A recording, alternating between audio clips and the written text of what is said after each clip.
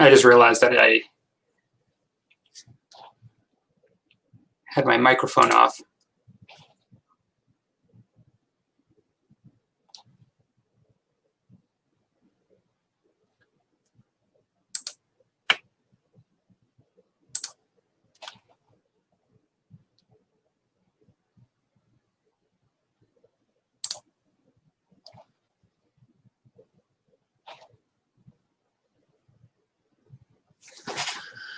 Before I get started here, I'm just getting some feedback. I can hear myself.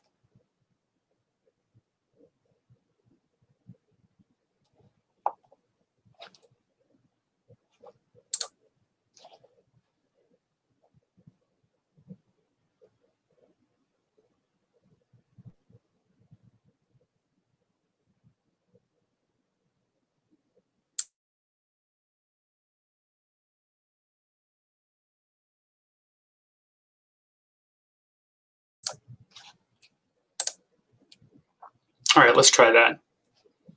Oh, that seems the same.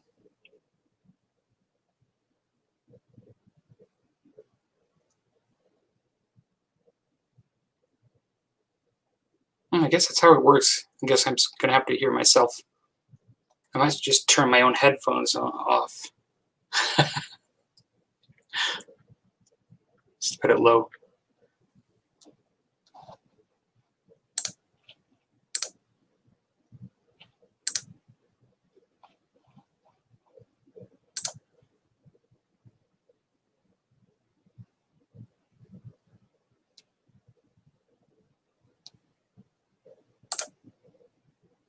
All right.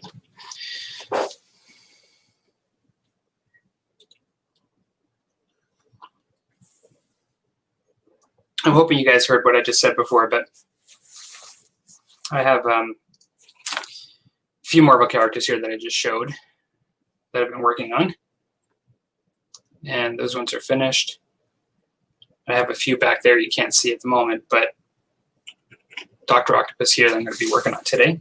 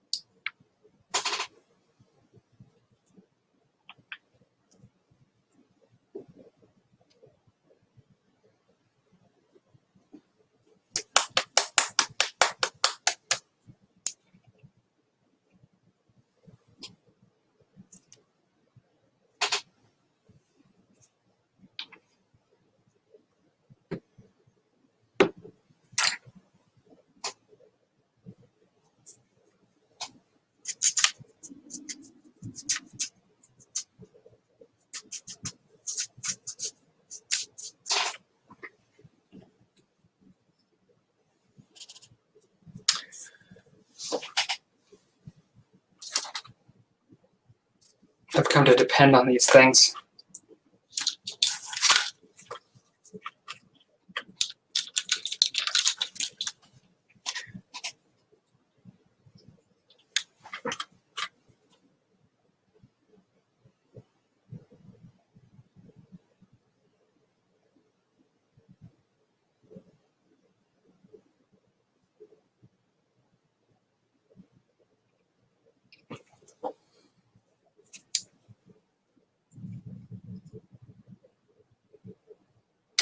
So I've been on quite a bit of a Marvel run lately. Trying to get my Crisis Protocol stuff primarily painted up before I get back into Warhammer and Frenchinian War stuff.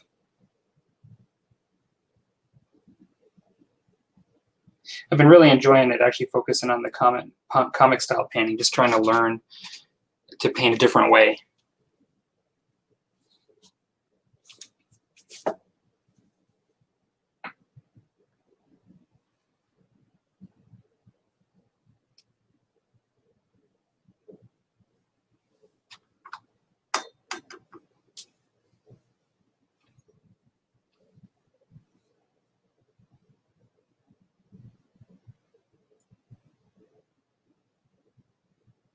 brush I'm using has got a major fishtail on it. It's not the greatest brush right now, but I find for the first base coat of the primary color that I used a bigger brush than usual.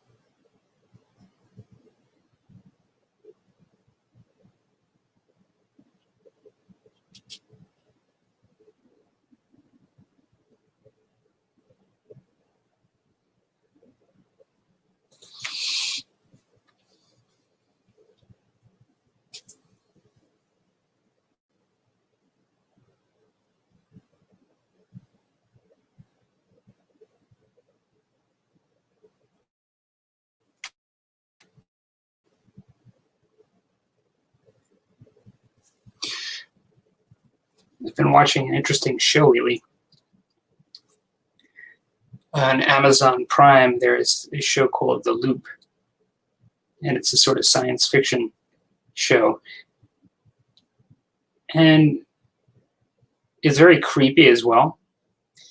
So in a lot of ways, despite it being science fiction, I kind of see it a bit more as like almost like old school fairy tale-ish. I've really been enjoying it.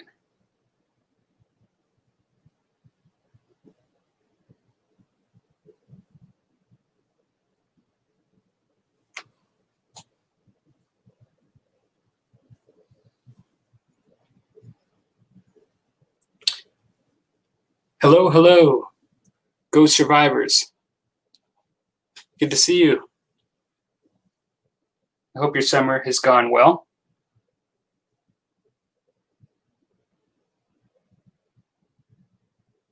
Yeah, that show is really creepy. I actually like it though. It's a really nice, eerie kind of creepiness. Almost like one of those things that the reason I called it old school like fairy tale because there are things that didn't freak me out when I was a kid, but then when you think about it later as an adult, like Hansel and Gretel and some of those stories, they were really creepy, extra creepy.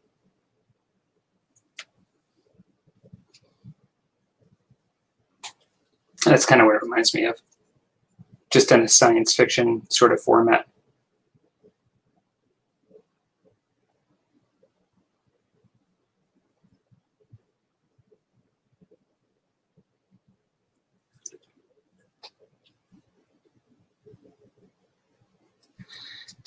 A hot summer where you are, huh? Where are you located? I had a pretty good summer. I had a nice week away and some time off, but mainly it's been a continuation of the spring. Just I took some time off from the hobby just to do other things, but overall it was just really a little over a week away. That was about it. I worked most of the summer.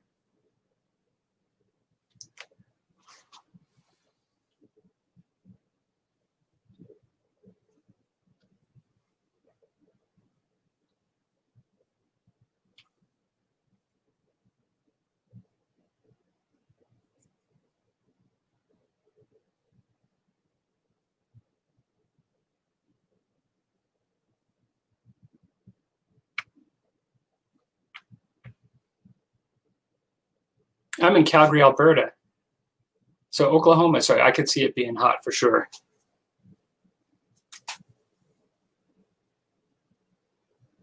So I am north of you.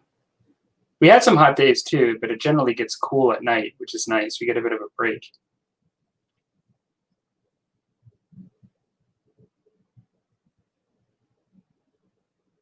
Are you still, if I remember correct, you're into the Star Wars gaming? I think we were talking about Armada, if I remember right. You doing much gaming? Am I correct in that? Remember that that's the one you were interested in?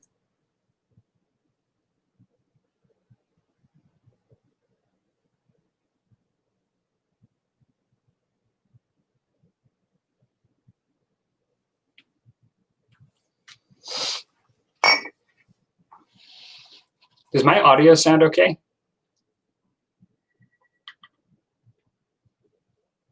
I've never done two cameras at once with two speaker in each. I've had to mute one and I can hear myself talking. I've had to turn it down.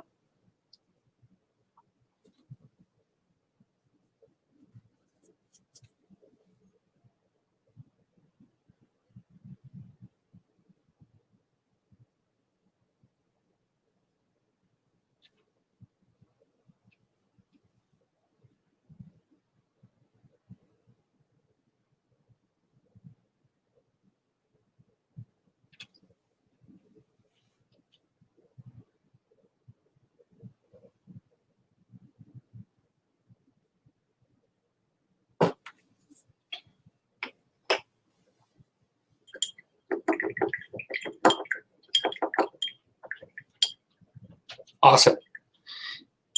Yeah, initially I think I turned both of the mics off in the beginning of the video and I talked for a while without anything on. So are you doing the Star Wars gaming? Is that what you're up to, or are you more into video games?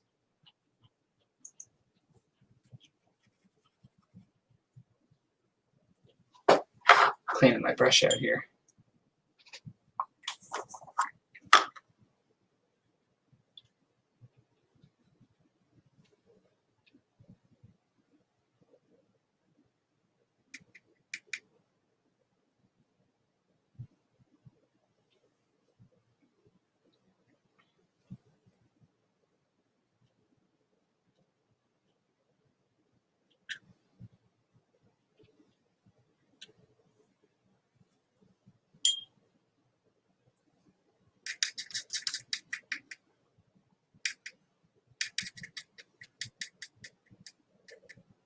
That's awesome.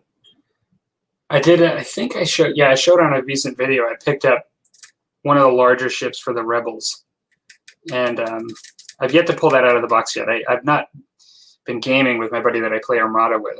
We still chat quite a bit. It's just neither one of us are really gaming right now. But I really can't wait to actually try that one out. I hear they're also coming out with the Clone Wars. They've kind of announced that. So there'll be some opportunity to get some Clone Wars ships and potentially play with both of them together. Kind of cool.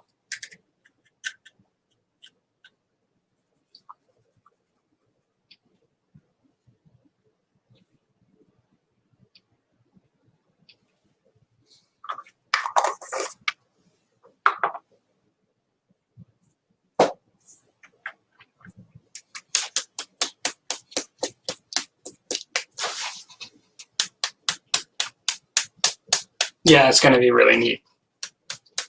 I think anything to keep the Armada of the game going to some degree.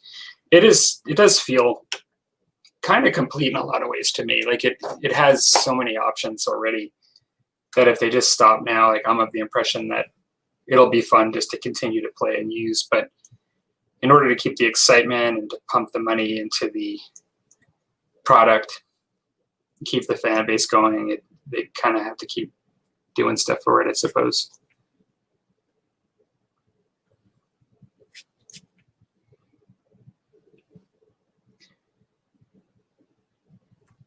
Yeah, I think I've been selected to do the Trade Federation with my friend. He's doing the other for the Clone Wars, so we kind of already know which ships. He's going to get the ones that are, I guess, I'm trying to remember the name of them because they're not Empire, but they're sort of like Empire.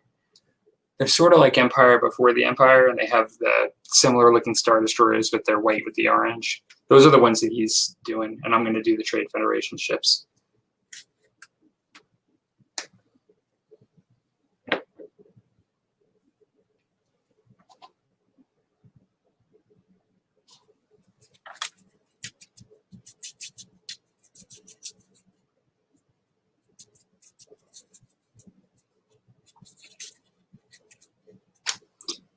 I'm not huge into video games, but my daughters kind of like them a bit, and I play a little bit. Like I was big into Skyrim, but I play a game called Thief. I don't know if you know that one. I played the original on the Xbox, and now I play on the PS4. I play a more recent one that came out,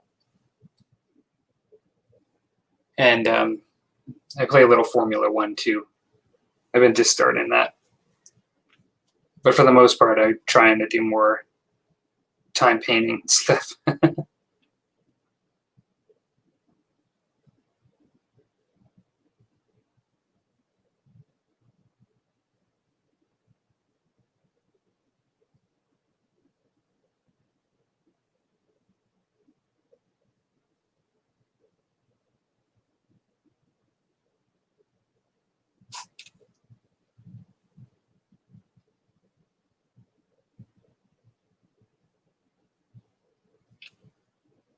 Oh, hey Justin, how you doing?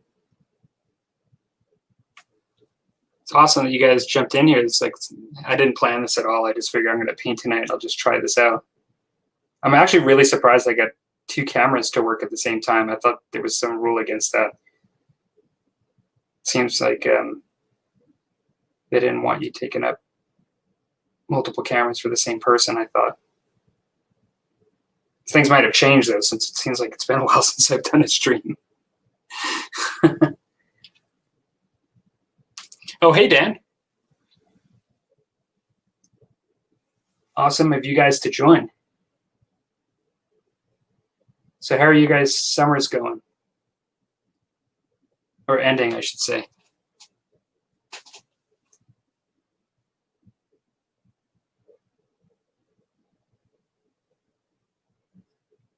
I'm still trying to shake the rust off of getting back into the hobby again. It's funny how I can actually spend so much time wasted on the computer, like looking at hobby stuff and not hobby. Because I didn't stop that at all. It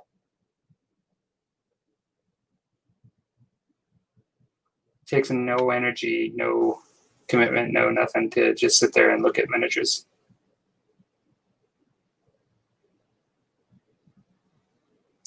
Although, admittedly, I did watch a lot of movies and stuff.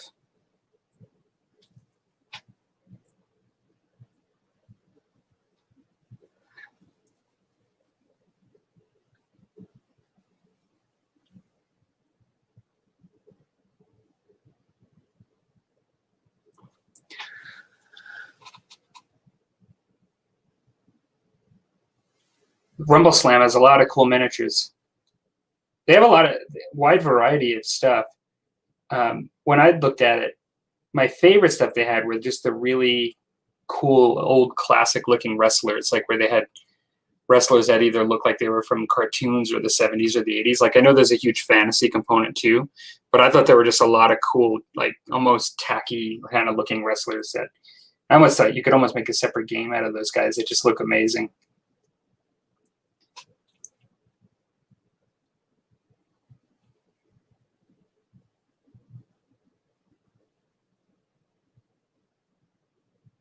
Dance, you say you hope 2020 ends soon. I think a lot of people are feeling that way. It's almost kind of tiring on so many different levels. You don't even have to know what somebody's talking about to just insert in your head what they're talking about because there's so much. Oh gosh.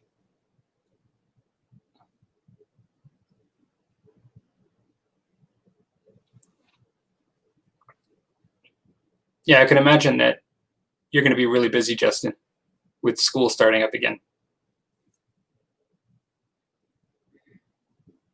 My kids are doing out in Alberta here, they have an option to do it from home.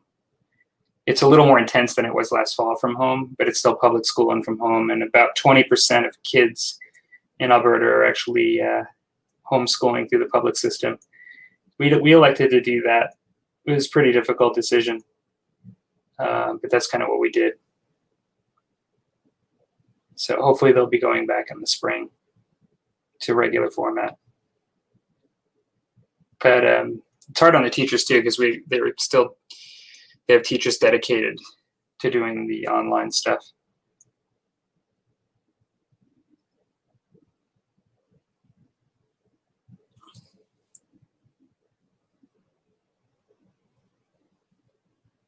That's great. You got a lot of time playing board games, and we played Zombicide, which was a lot of fun. We're almost finished with the core box. It's taken us a long time, but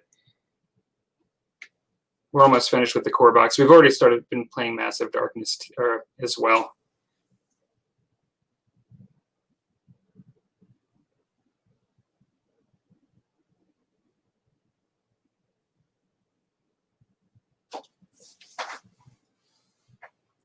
It's nice seeing something take shape, go from bare white. It starts looking so different once you start getting some paint on it.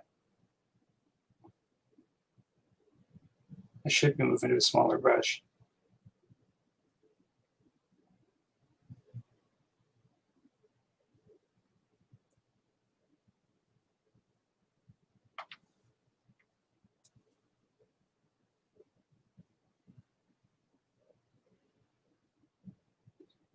If you're into the board games, Justin, you may know about this, but there's a game called Marvel United.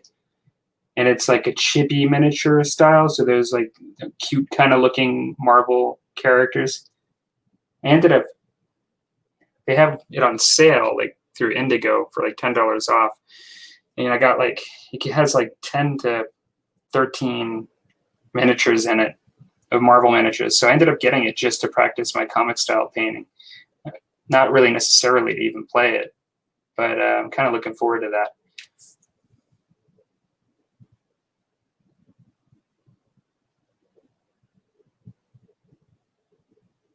I gotta switch this brush.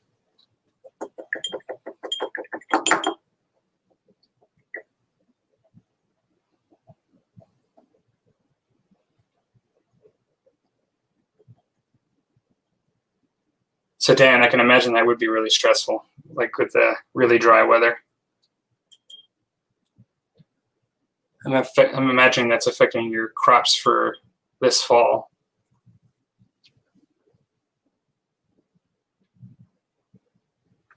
That's good to hear about the Rumble Slam, Justin. It's really satisfying when you take something that you like miniature gaming, and then you play it with your family and they enjoy it.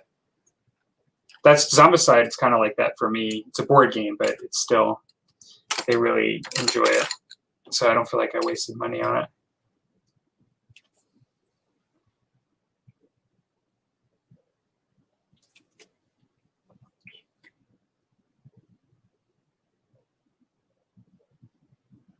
%30 doing virtual. That's even more.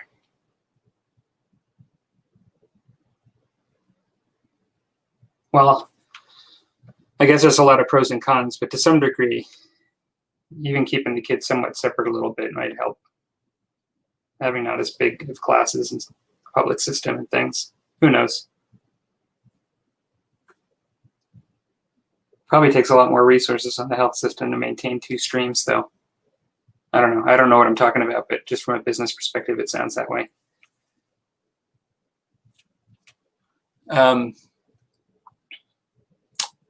Dan says, here in the States, we can't even agree if COVID's a thing. Ooh, not going to touch that.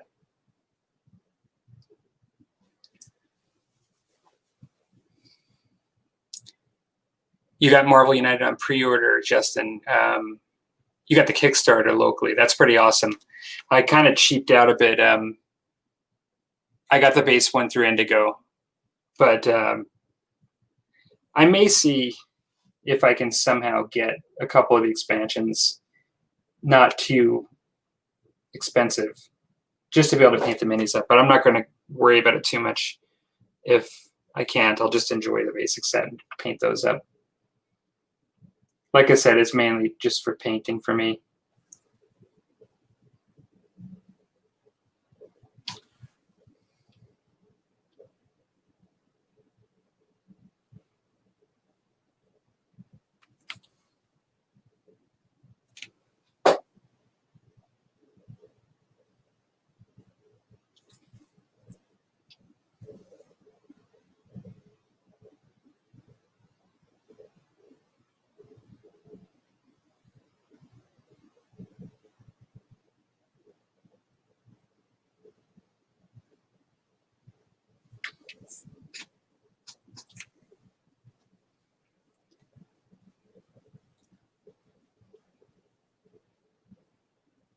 The one thing that's nice about the Zombicide, Justin, is you probably know this already, but being cooperative was a huge thing with my kids because there's a lot of sibling rivalry in my house, much more so than that's healthy. And my youngest had enough trouble even with Zombicide with a cooperative game, let alone a competitive game. And so it's always been really like when she was younger, but they've gotten a lot better as they've gotten older. But still, it's helpful to sometimes have just cooperative games to play in the family.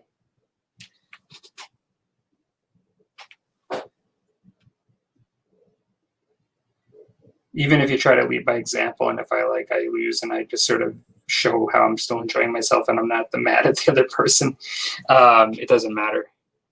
In the past, at least.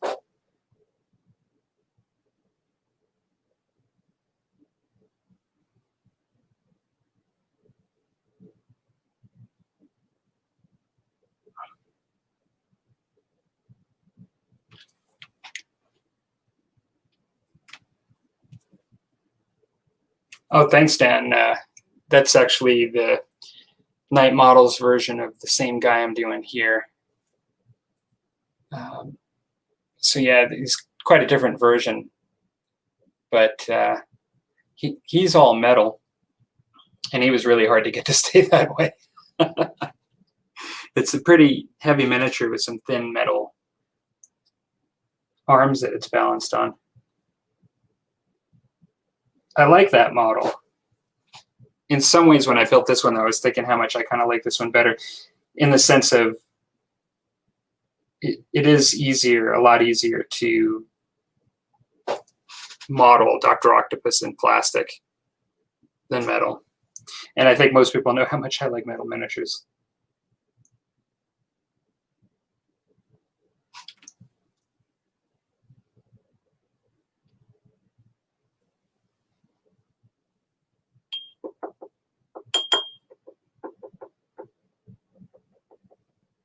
I saw those Super Dungeon Explorer minis, Justin, and I always really did like those. I thought those were really cool.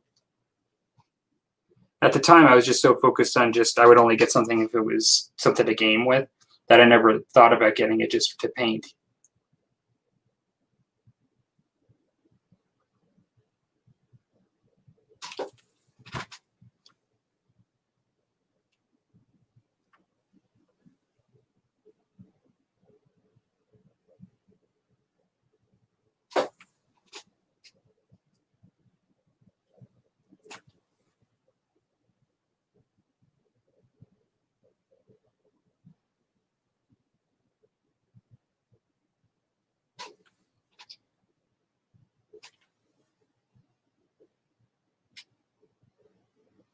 I was thinking I might need to take a relook at some reference photos of this miniature because I wasn't sure where the back yellow ends and the metal begins in this design.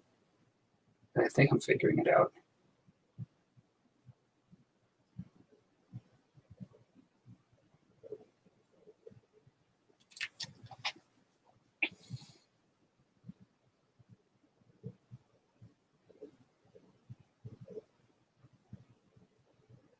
I don't even know what social deduction is, Justin. You mentioned something about co-op versus social deduction. I'm not that experienced of a board game player. I realize there's all different ways that they design them.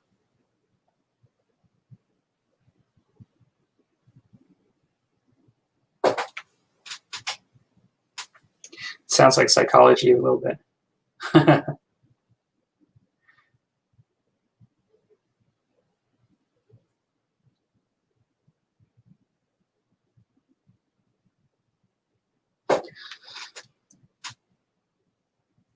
So Justin's painting Rumble Slam. Dan, are you painting anything tonight? Maybe I didn't see you say that yet.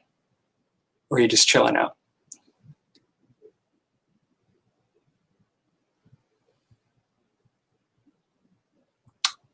Justin recommends Zombie Kids Evolution for you and your family. It's kid-friendly zombie legacy game. That would be interesting.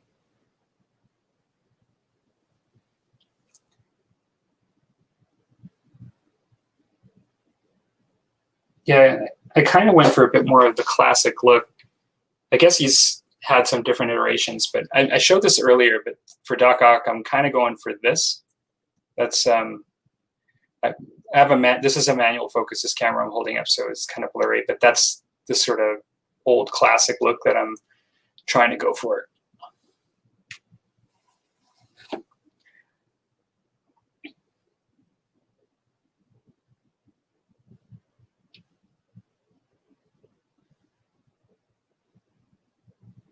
Justin, you say, what's focus? Was that a reference to something we were talking about? Maybe that's going over my head. Or focus, as in trying to focus on something. Yeah, I guess I know what you mean. I've seen your collection. Dan says, making more progress on my Bretonians the past few weeks. I will be posting a video this weekend to share. Awesome. I'm gearing up to do some more Warhammer kind of stuff, fantasy stuff. We're likely going to be doing another challenge this fall. I know there's only so many miniatures that some people have that are classified as old hammers, so the participation at times has dropped off. I almost suggested to Rusty maybe we should make it an annual, but we have so much stuff to paint. We both kind of decided let's just do it anyway.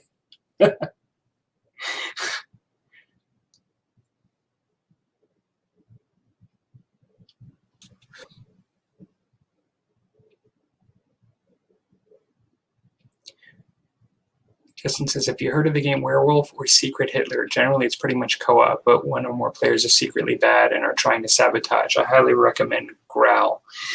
You know, I was watching, I think it was a review of Marvel United, but people were talking today about how, you know, whether or not you have the trader.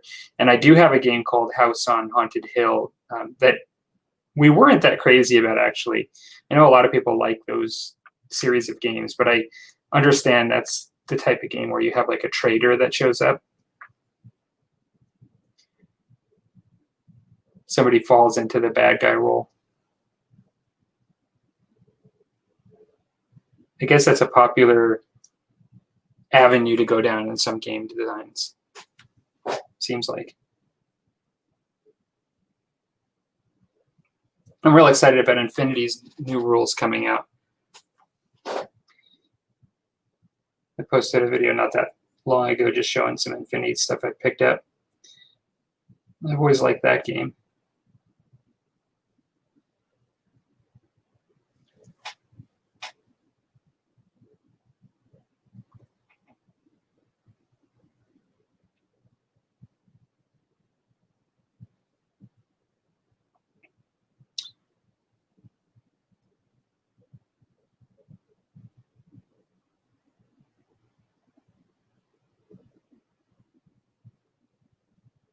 Yeah, I see that you're doing the Carnival Rumble Slam and Oathmark, Justin. Yeah, it's hard sometimes not to go crazy. Because I actually like movies and I have some other things that I like. And between movies and music and gaming, I'm always trying to balance my budget on what I spend. And Amazon Prime is really bad for convenience of buying stuff. And so sometimes I've been slowing down on my gaming stuff just because I have so much to paint. But then I'm trying to film. I have an old CD jukebox, one of the ones that have like 400 CDs you can fit in it. And I've been trying to go back from digital to listening to the CDs through that thing again. And so I've been buying a lot of old albums I used to have and movies I'm always buying and stuff. So it kind of breaks into my budget for gaming. So that kind of balances me out a bit when I try to spread myself a bit across different things.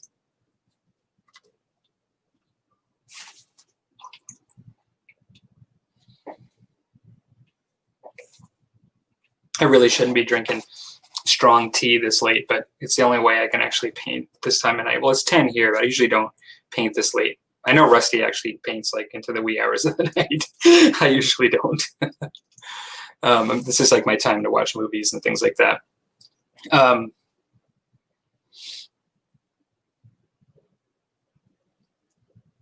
You mentioned the Scooby-Doo House on Haunted Hill. I saw that. There is a game that actually my family wants me to buy, which, you know, that it becomes an automatic buy if it's a miniature game or a board game that they want to play. And it's CMON is releasing a Scooby-Doo game, and it's going to have miniatures, and it's going to have like a mystery machine and all the old characters from like the 60s, I think, and then maybe even more like the villains and stuff. And I thought that'd be a lot of fun because my kids grew up with Scooby-Doo just like I did, and they're kind of all excited about that. My wife too thought it would be fun.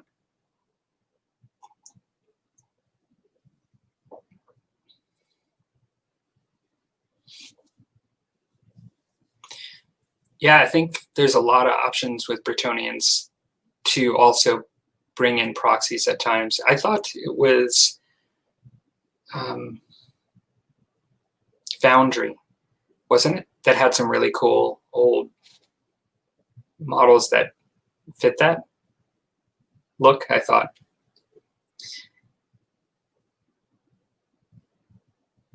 Battlestar Galactica.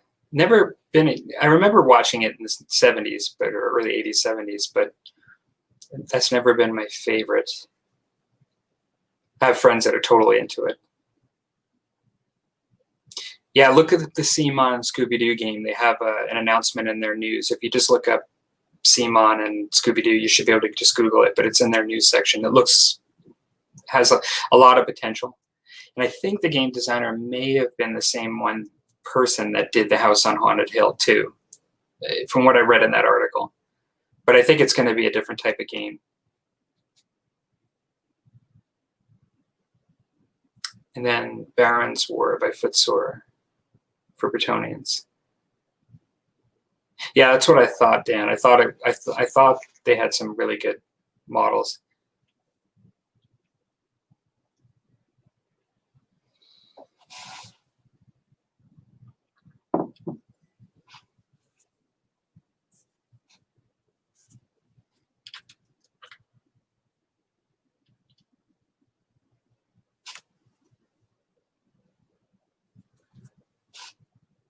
I had to catch myself not to buy too much more Marvel stuff just because I paint one, I want to buy 3. And so I've been telling myself. And some of the models that I want are not available here in North America yet. They're just released in Europe right now. Like, I want to get Doctor Strange. And I do want to get the Green Goblin. Venom I want to get. He is available, but I'm trying to get in the habit of just finishing what I have and use it as a reward, so at least I accomplished something. Of course, I went out and bought all those Infinity models anyway. I have so much to Infinity to paint. Unbelievable.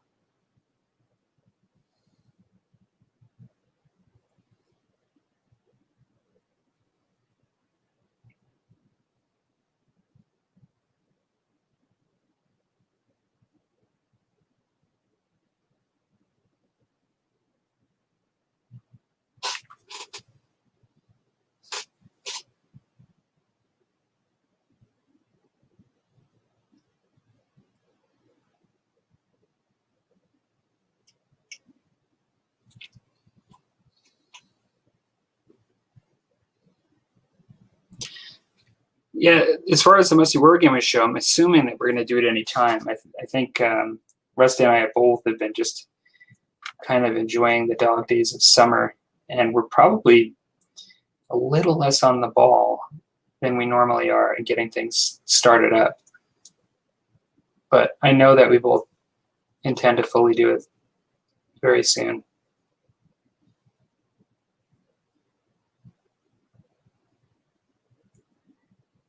I have found between stuff with the kids for school and work and a lot of stuff with 2020, as we were talking earlier, that it's been a little harder this year. I mean, I found that it kind of worried me a little bit. I kind of liked my time off from the hobby quite a bit. And it's not that I don't enjoy doing the hobby and I'm not looking forward to getting back to it, but I just found it a little harder to come back to than typical summers this year. And that might be apparent on my YouTube activity. But I think I just have to shake the rust off like usual and just, but life has been just a little more complicated this year for a lot of people. And, not even gaming with friends is part of it too. I haven't been gaming with friends at all. Like, I've chosen not to game during this time. I still talk to my friends, like texting and everything, and I'm still friends with all of them, and some of them are gaming and some of them aren't. But that actually changes your enthusiasm as well, I think.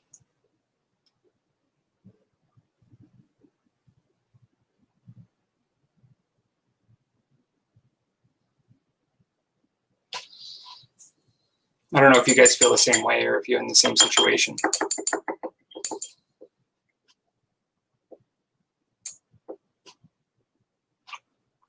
Yeah, Crisis Protocol is expensive, and you bring up a good point there, because that is one of the other reasons why I've held off on going crazy with the models, because I want to actually play the core set and just try it out. Like, by all accounts, it's a great game. Like, most people really like it, but I'd really like, just for myself, to see that I enjoy the game. Even though I love painting up the Marvel models, I have bought into games in the past where I fell in love with the aesthetic, but then didn't like the mechanics in the game as much. And it's always a worry now that can happen. And expense is high. I mean, you can do a lot with the core set. Most people say it's a really good core set, but the models are kind of expensive. Part of it is definitely the licensing, I'm sure.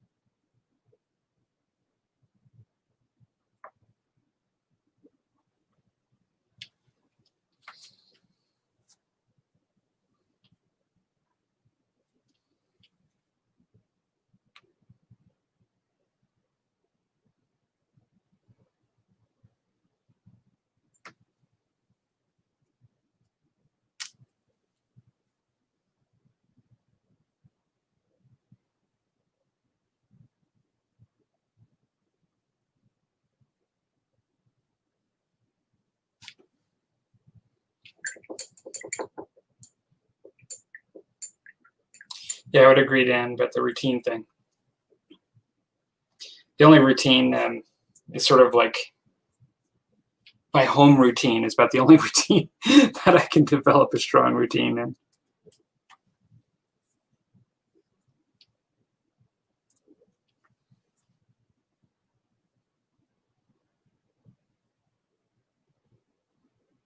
Some people might even find it easier when they're shut off a bit from everything else to paint or to do something at home.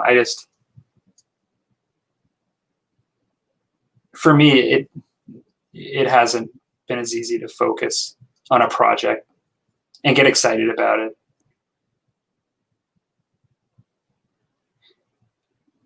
it. And I think that's part of it, is because once I sit down, I really enjoy painting. But I've always sort of view my painting as like individual projects, like little projects. And there's like stages of it, and there's the pre-planning and then the sitting down and like the priming. And assembly, and then starting to paint, and then like the whole idea of how I'm going to finish it and all of that stuff. And at least in my head, it can take some energy, and it's not always 100% relaxing for me. It just depends. Sometimes it is. It's like a pleasant distraction, and then sometimes it's sort of like space that I don't always feel like I have. Whether I do or not is another question. Sometimes I probably do.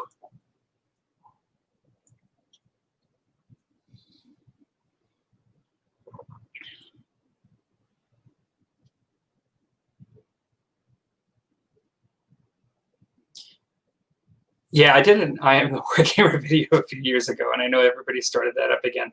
There's been a lot of those things, like I'm trying to remember, but there's been a lot of community video things, and I just kind of checked out of all of them for the most part. I didn't really get involved with any of them. But I wasn't really on YouTube that much, to be honest.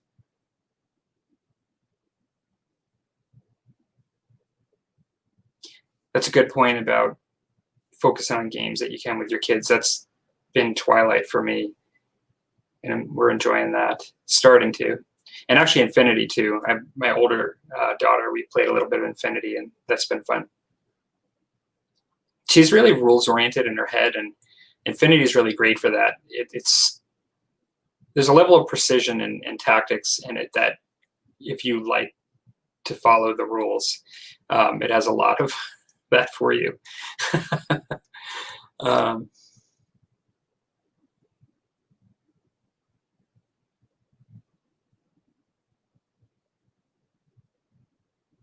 Yeah, I agree. I mean, sometimes you could just see the value of getting like a whole expansion, RoboSlam or Carnival, instead of just 2 figures for Crisis Protocol. Makes sense.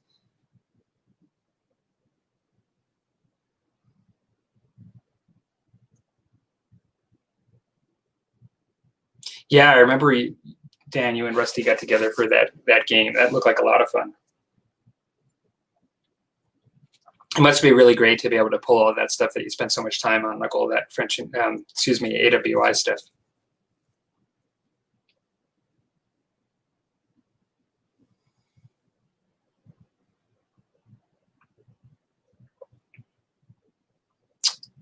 Justin, you've actually been dipping into French Indian War for quite some time now, right? You were back in the days when I started Musket and Tomahawks. You were already doing it.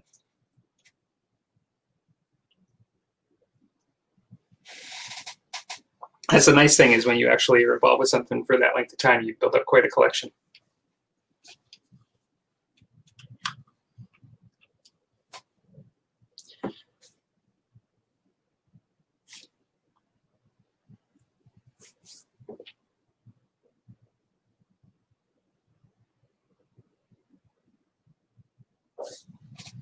Thinking how I'm going to do these tentacles.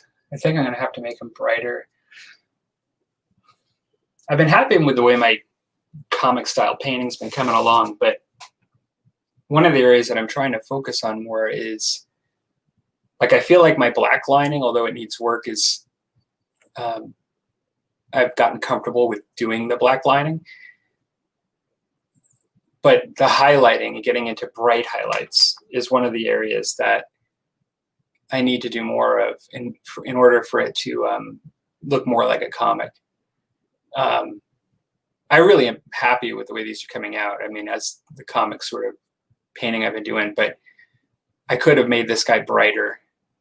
Like, he's kind of bright in where his fist and his chest and head are, and things like they're brighter than the other purples, but I could have done highlights in these other ones that I look at other people that are into this style of painting that they likely do. And I'm going to try to do more of that on this Dr. Octopus. That's like sort of my goal.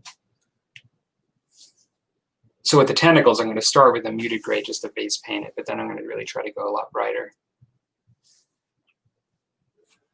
But I think it's going to be a fair bit of work, because I think in order to do what I want to do, I'm going to have to not only black line all in between all of the areas of the tentacles, but I'm going to be doing like highlights next to them on every single area of the tentacles. So that's going to be a whole another day other than today.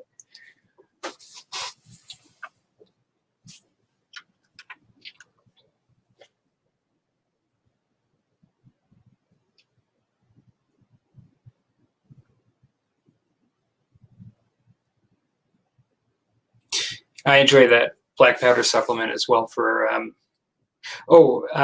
have the French Indian War one, I think, not the AWI, but it's a black powder supplement, and I really like it. So I don't know if it's similar.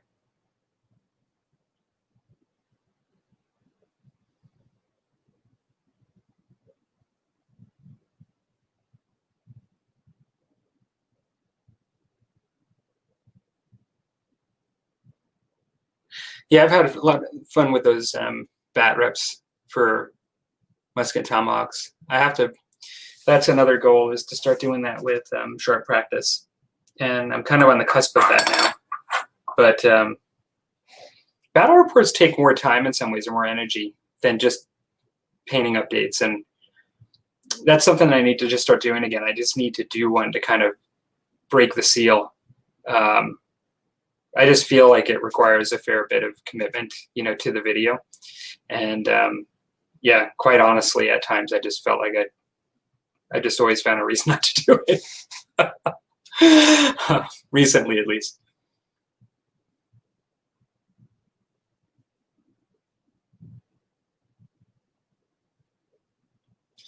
Yeah, I appreciate that, Dan, regarding the comic style.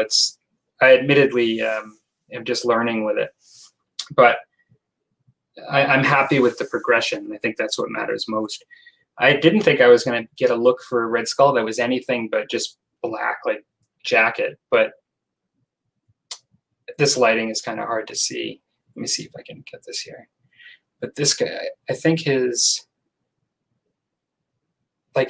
coat, when I show the black lining and the dark grays, I think I'm pleased with some of the highlight and the contrast that's come with that. Sometimes black is hard to paint, just like white.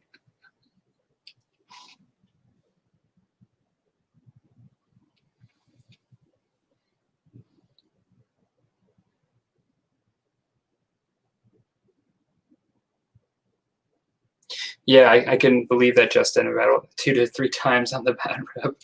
It takes a lot. And for some people, that's all they do, which is admirable with their videos.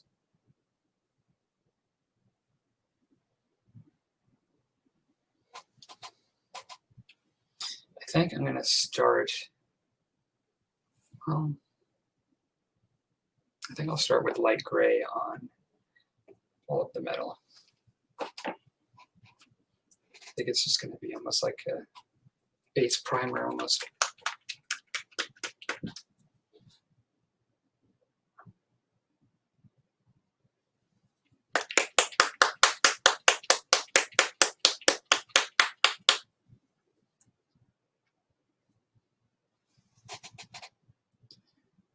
Speaking of the focus or the lack of, I have been thinking a lot about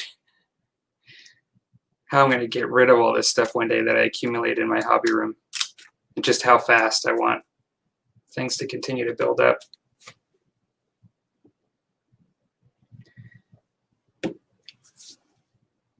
Like, this room is actually pretty sizable, and it is so easy to fill. It's unbelievable. Like, I'm fortunate to have a lot of room in here, but I just can't believe how much room I take up.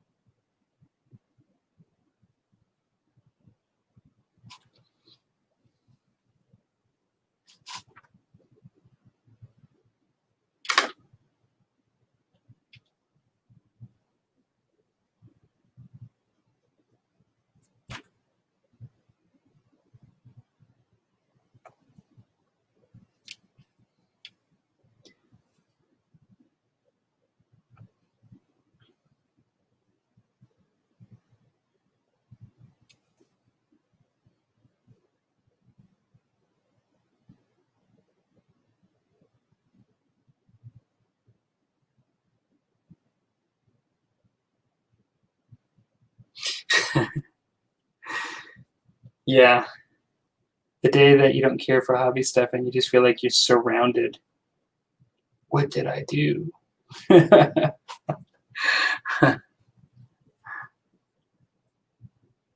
kind of did that a little bit with my fish tank hobby in that I used to have what they call multiple tank syndrome in the aquarium hobby, where you get so into it that you need to maintain all these different fish tanks.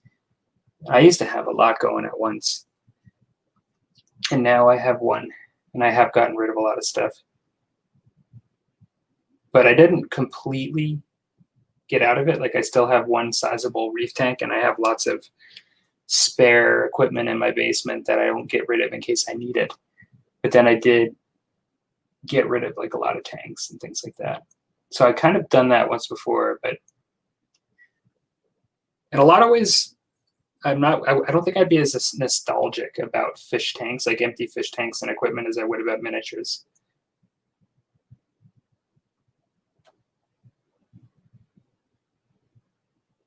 I think it'd be a little harder for me to get rid of some of that stuff.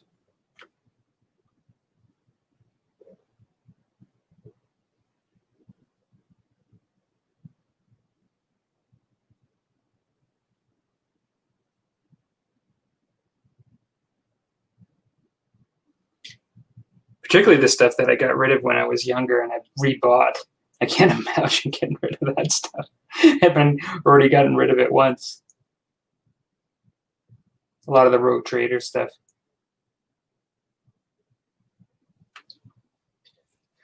The Orc Dreadnought comes to mind from Rogue Trader. I've already threw that stuff away when I went away to college and then rebought it at a premium.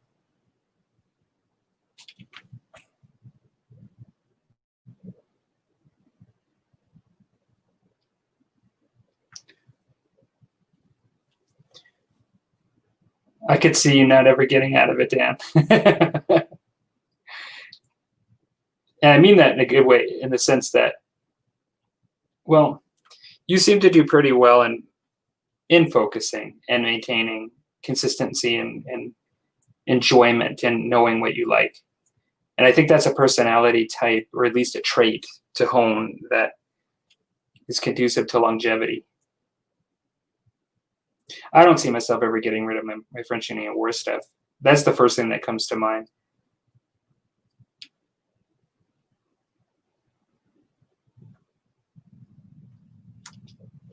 And there's so much of the hobby that's not even just gaming for me, like the painting and the collecting piece.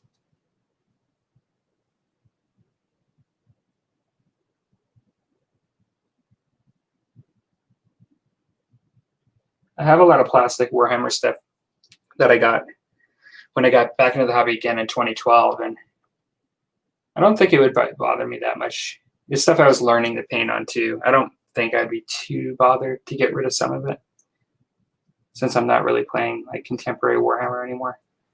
But I haven't yet.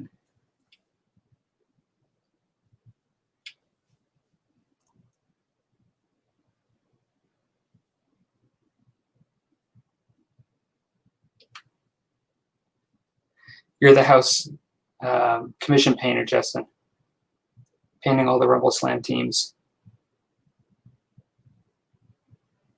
See, now if it was my house, there would be some sort of bargaining that would be happening as to what you're getting, like garbage taken out for a year.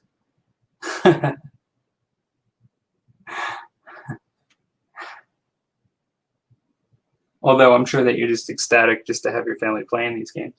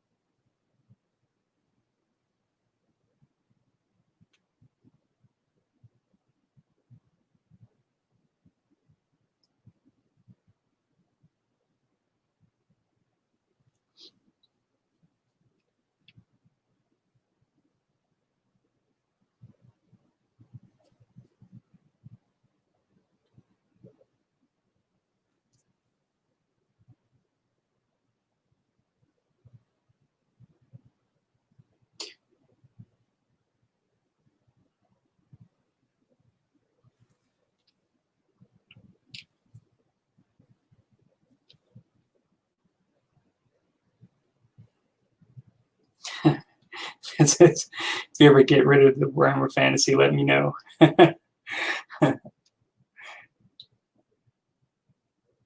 It's funny because my buying habits over the last year have been totally out of whack with any idea of ever getting rid of it, because I sort of had Orcs and Goblins already on the go, and I've added to them, but I can fully committed to the Beastmen, and I still have a lot of Beastmen to paint. But then I got worried that everything was just getting so pricey, and that I spent so much money in delivery fees and trying to get units piecemeal for the Beastmen that I thought, and I think you heard this story before, but I bought the High Elves, and I tried to buy as much as I could in one big lot, so this way I could save on shipping and bring the price down a bit with a bigger lot.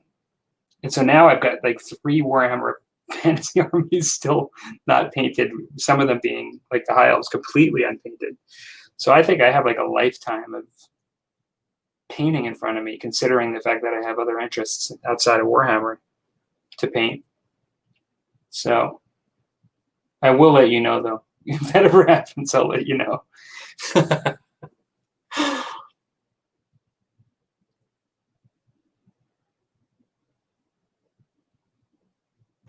Justin says exactly what. You want to play a game with me? Sure. Choose a team. I'll buy it and paint it. I'll set it up, learn the rules, explain it to you. If it's my house, that's how it goes.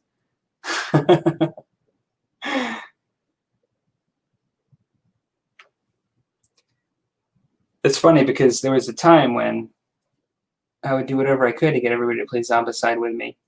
And I enjoy it very much. Like, we have great nights playing Zombicide. But some days, like, when we go out to our cabin, we oftentimes will play Zombicide. We're working while we're there, or I'm doing things. And then I'm, like, tired at the end of the day. And I'm like, okay, you realize that I'm going to have to set all this stuff up myself. And, like, kind of be like a little game master tonight after the day that I just had. In the past, I'd be like gunning for a game, you know. And then there are some days when I'm like, oh my God, I just don't know if I could do this tonight.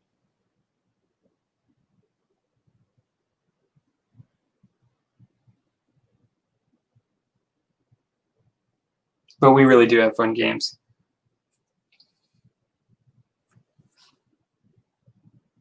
Some of the best times, actually, when we're away is playing board games.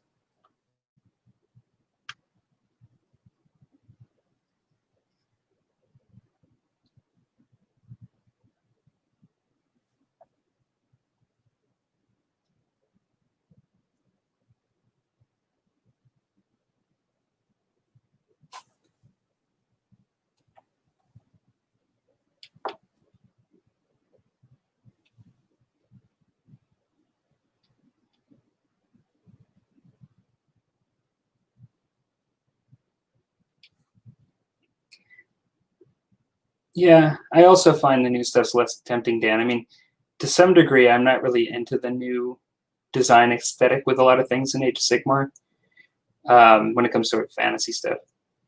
I'm not into the plastic as much. I mean, I do this and it's plastic, but I prefer in Warhammer Fantasy the old metal models. But then, even with the plastics for Warhammer Fantasy, I prefer the old models, like for ranking up, and some of the comical sort of old hammerish aesthetic style models. I just really like. It's just an aesthetic, I suppose.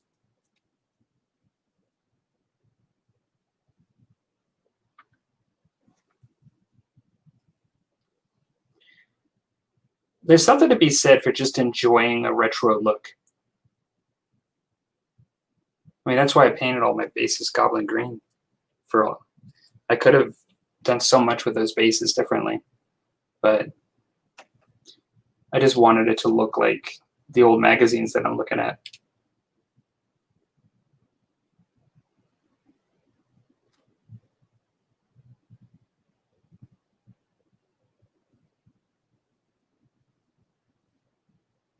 My eyes are having trouble seeing white on light gray. the missing spots.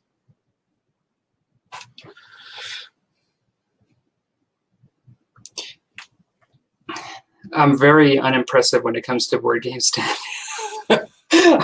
I have a friend that has invited me to play like so many board games. He has a wall of board games, but I'm not as much into board games. Like my favorites are the ones that I've probably given a shot and still play, and that is like Zombicide and Massive Darkness by Simon. Now, you might have noticed, I'm not sure if you saw it, a little while ago, I did an update where I picked up Wilderness War. It's a GMT game, I believe. So I think from my perspective, it's a bit more of like a hardcore historical type board game. And so I'll see how that goes. I'm intrigued by it because it's French-Indian War, and it seemed like something really nice to get my feet wet and to support my liking of the period. But I don't know if it'll be like a favorite style of game.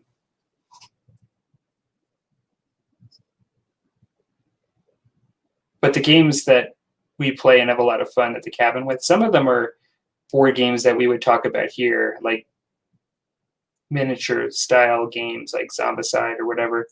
We also play a lot of other games, you know, just like your traditional home games like Clue, and the kids love games like Apples to Apples, where it's like just a lot of fun. Like everybody's just, I don't know if you guys know that game. It's just something comes up and you have to kind of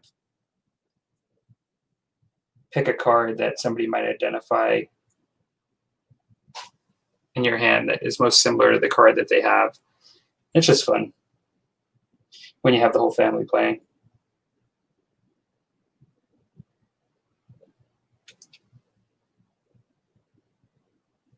Yeah, I've never played any of the GMT games, but Curtis and Paul Beckus and Rusty, like lots of those guys recommend those kind of things. And I thought even if that's the only one I ever played, the fact that it's a French-Indian War version of it would be a good way to see whether I would like it or not. But I have War of the Ring that I want to try. Ian, the Diomede, Ian, he's into that, and I got interested in it after looking into it and seeing his videos and other videos on it, but I haven't opened it yet. And it's just for the same reasons that I've not done a lot of things, like with miniatures. It's just there's so many different things to do, and even miniature games that I'm not playing. Because I still want to play battle systems. That's kind of coming up. That and Marvel are ones that are like next year I'm going to be planning on doing a lot more. But so much competing stuff.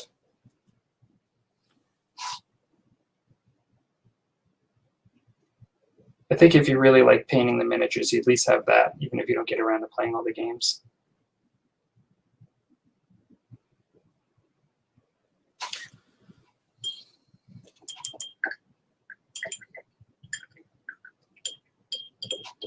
Yeah, Apples to Apples can be a lot of fun. We've even played with big groups. It's kind of an easy thing to kick back and relax and have fun with. It doesn't require a ton of concentration. It's a perfect game after I've had like a long day and we're getting together to play something.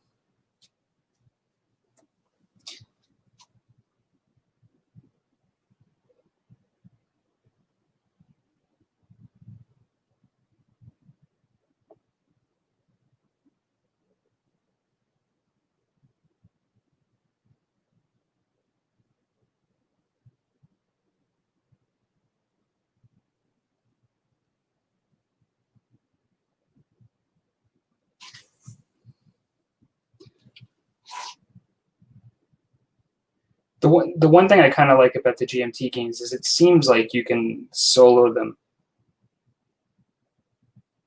So that might be a nice. I like the idea of maybe putting it out and doing a round and then coming back to it. I know that's what Rusty's doing, and he's putting his videos up and doing them.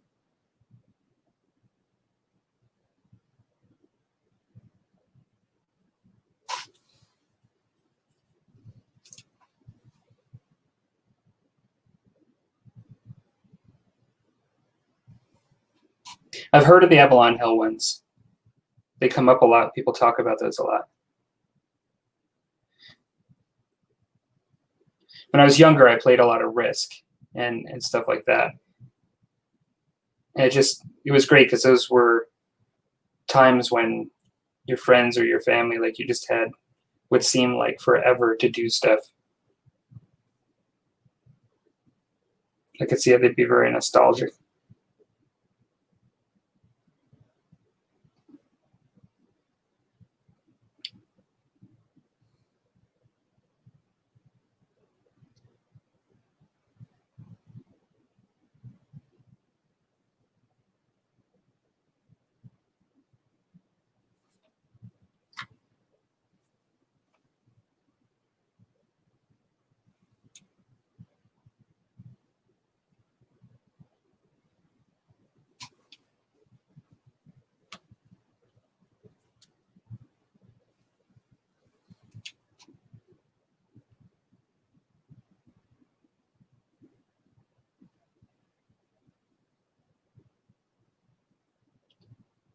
I'm off this weekend. I don't know about you guys. I work some weekends. I work 1 out of 3, but I think Labor Day was both in the U.S. and Canada, if I remember correctly, this past week.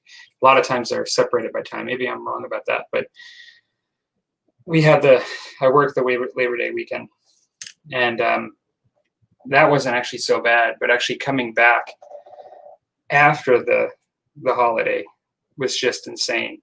So it's sort of like school's starting, Labor Day weekend's over, everybody's out everywhere, and it was a little bit of a stressful week. So I'm just really glad to be done.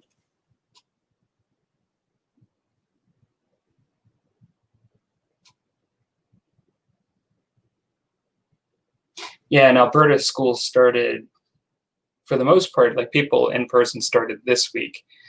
And then I know, Justin, you said next week, I think for Ontario.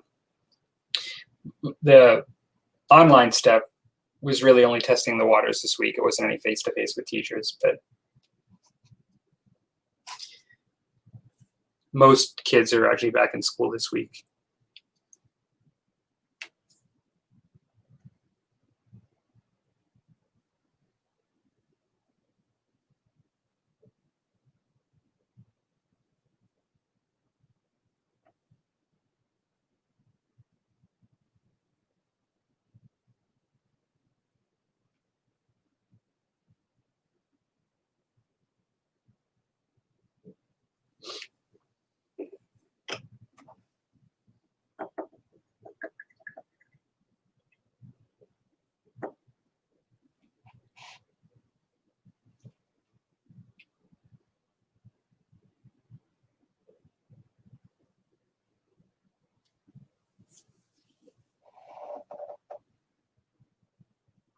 So House on the Hill was an old Avalon Hill one. Okay, and that might very well be the case. I seem to maybe remember that being said. So that doesn't surprise me, Justin.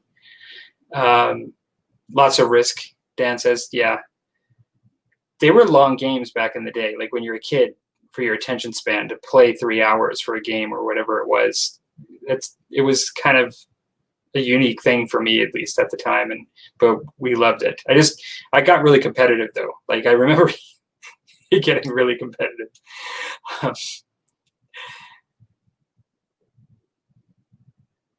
I never played Shogun, Justin. I don't know if it has anything similarity to the video game franchise that started with Shogun, the big mass battles. That sounds interesting, though. Yeah, I think COVID set a lot of things back, for sure. That makes sense. I played a little bit of Axis and Allies. I didn't have the game. I had friends that did. But to be quite honest, for me, I wasn't even a word gamer like at that time or at all, but miniature gamer. But I never really learned how to properly play it. I know they still sell it. I mean, it's a classic game.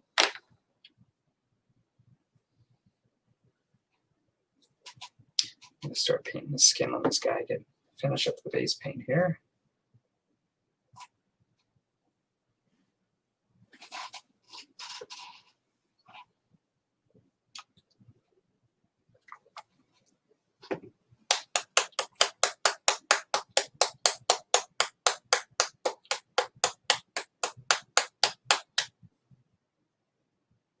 Oh, wow, Dan. Senior year in college. That's awesome. I wonder, how does college work when you're at college during all of this? I'm sure there's still a lot of changes there too.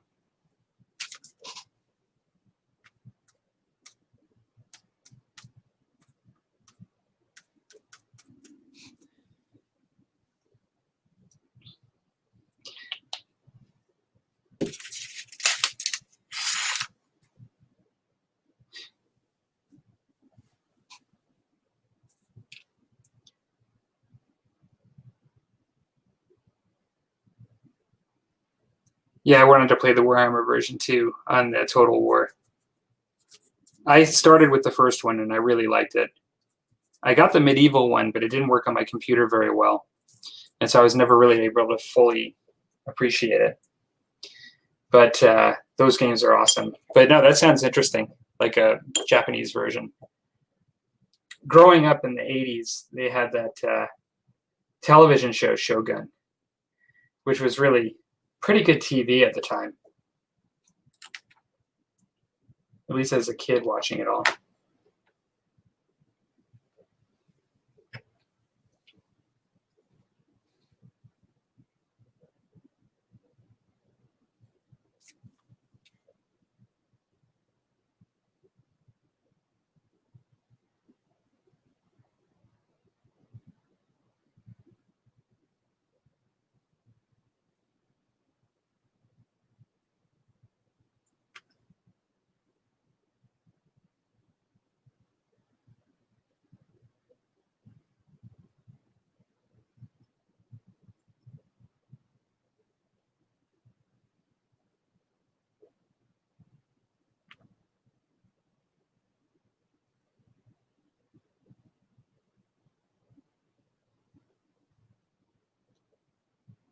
One of the things I dislike about skin tone paint is that it operates a lot like white to me, like light skin tone, because there's so much white in it.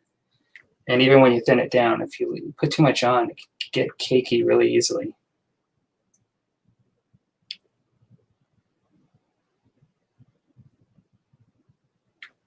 Even when it's thin, I find that can happen.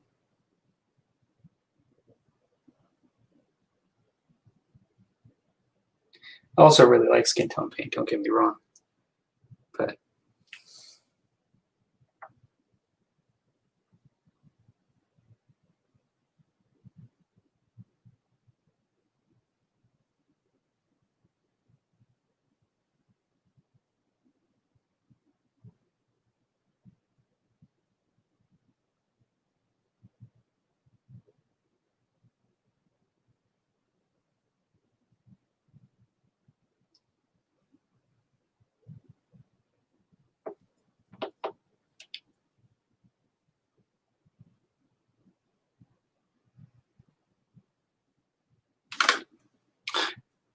I gotta do something about this light. I keep hitting it with my visor.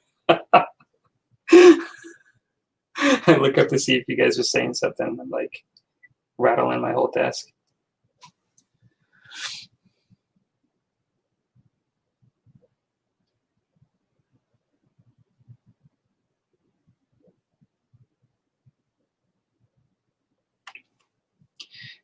Yeah, the samurai game was really basic compared to anything later, but like a lot of things, when these things first came out, even the basic stuff was kind of amazing at the time. I remember playing the first Warcraft game in college, and my friends had it, and it was just real-time strategy games for the first time. It was just amazing.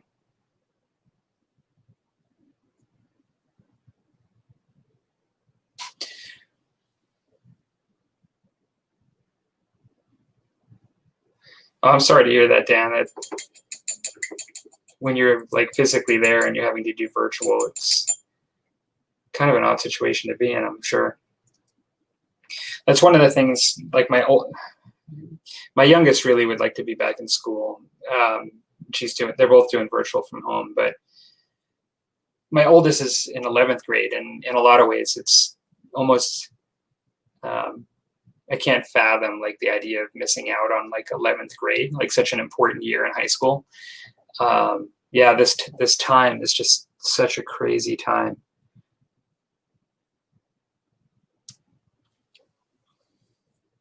On the one hand, I think it's such a big deal to miss out on these experiences. On the other hand, I also know that we live a lot longer than we have so much more life after high school, and time for them to catch up on things. And there's just so much opportunity still when you're young. It's hard to maintain perspective sometimes. Actually, I say this stuff freely. I'm sure Justin has lots of opinions on this as a teacher. I should be careful. He's the expert here, not me.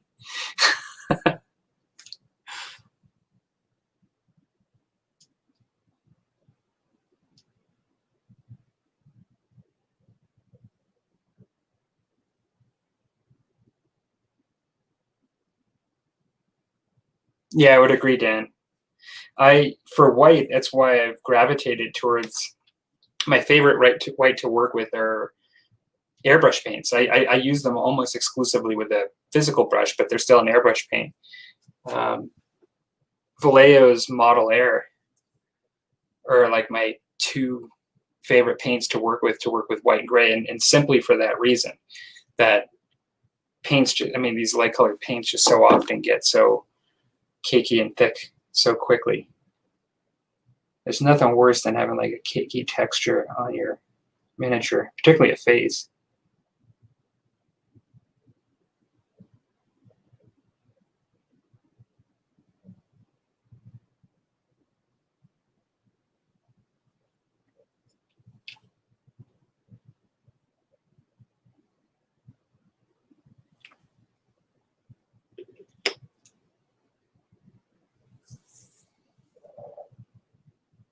I never played the Rome one. I do remember seeing it advertised as far as the Total War.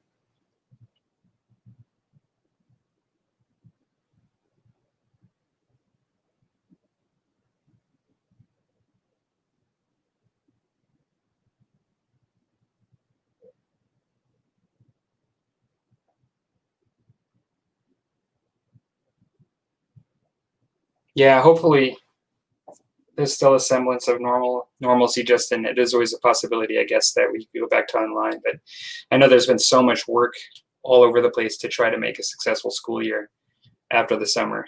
But it'll be hard to know. Yeah, Dan, the only thing I would recommend, you might know this already from your working with your whites and your grays. This white is really, really white, of course. And so I oftentimes will use a very, very small amount of gray with my white. I'll use almost like a half to 1 drop of this to 5 of the white, and it still really quite dulls it down a lot when using the light and the gray and the white. Then I might use some just for edge highlighting or some extreme highlights. But to get a nice muted flat white that I like, I always add a little bit of this light gray. But these are really nice. They're excellent. I like them, using them much better than Citadel or Vallejo or any of the regular whites. And I find they take longer to cake up. But even they can do it.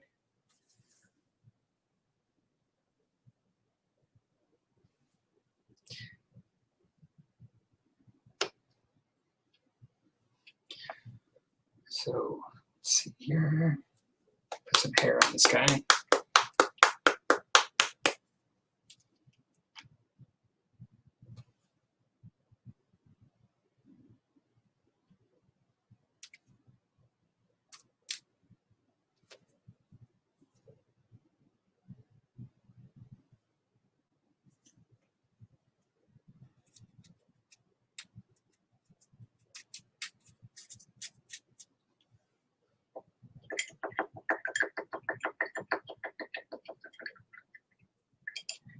Yeah, I was so psyched for the Marvel game to come out, and then I got back into my core games, and I kind of just let it sit up there once I had it. It was the whole, like, I've bought it, I've satisfied that desire to have it. And I'm really glad that I picked up some steam and I'm kind of painting these up, because if I didn't do it now, I'm not sure when I would do it.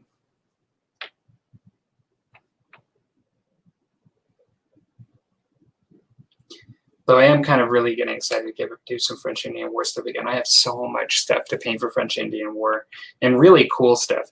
Stuff that, like, I'm really excited to paint the Rangers, the British Rangers in French Indian War. That's one of the ones that I want to paint the most. And I have a lot of cool natives to paint. But I got provincials so basically like the colonists, like the provincials that fought against the French. And so it's like a different regimented uniform than the British, but still on their side. And I thought that's going to be really neat. I've never done them before. And I never even knew they were going to come out. Like, they came out and I had no idea they were coming from Krantara. And when they did come out, I wasn't even sure I was going to get them at first. But the more I thought about it, I thought that they'll be excellent to add to the game, to represent them. And then every state has different uniforms. And so that's really cool, because I kind of came up with some ideas of which states I wanted to do and which kind of uniforms, but they look very different than the redcoats. It's kind of neat.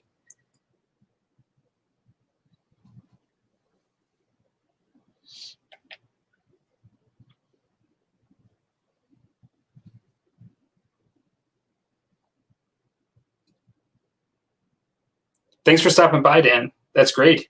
It's great to see and chat with you. It's been a while. And good luck with the rest of the season and the harvest and stuff. Hopefully weather turns better. And I'll looking forward to that video with the Bretonians.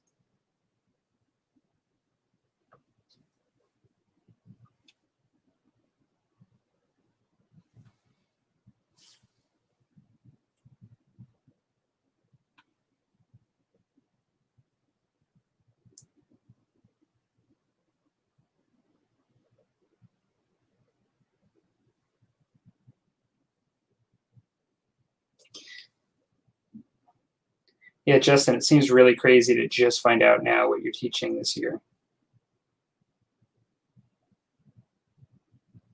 Hopefully it's an area you like to teach.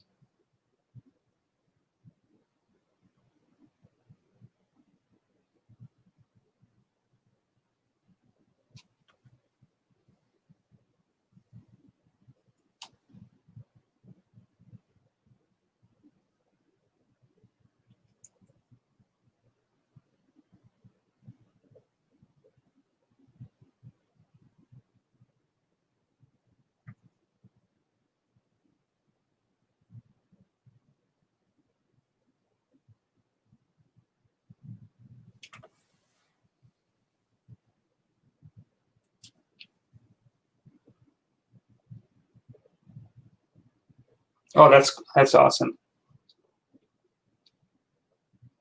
I'm sure it really helps to have people that you enjoy working with and spending time with at work.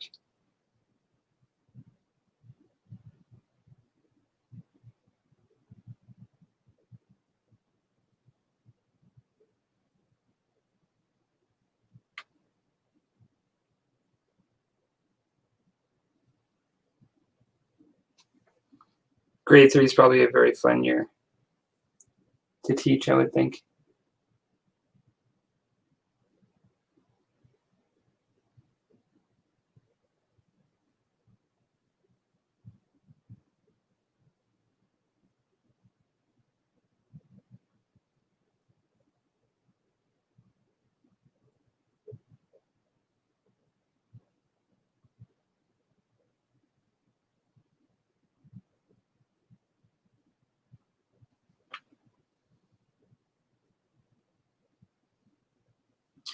I guess I did Doc Ock blue as far as his eyes the first time. And the goggles. And then when I look at the picture, they're blue. So I guess that's what they're supposed to be. I don't remember that.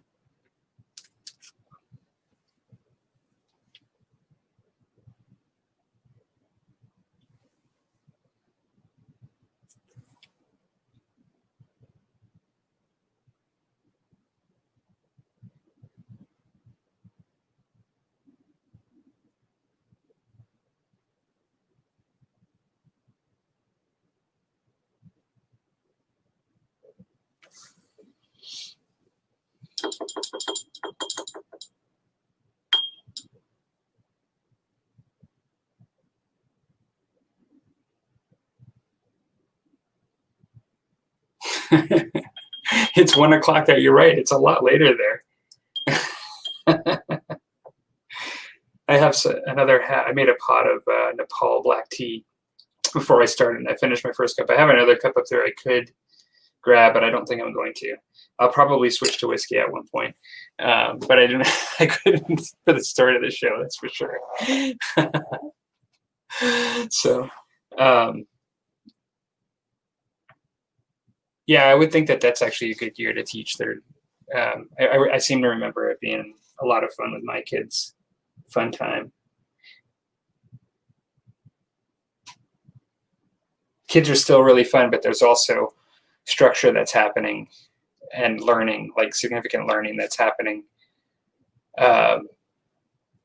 in various subjects at that age. So it's kind of like I'm guessing, a nice balance.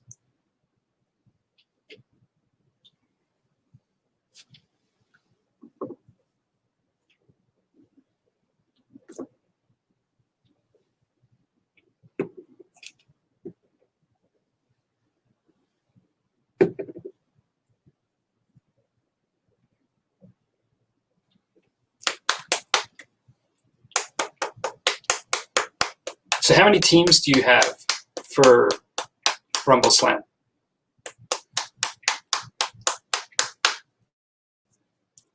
Do you have the actual MDF ring yet, or have you went all out and gotten the actual ring, or are you using the mat still? I kind of looked into it at one point.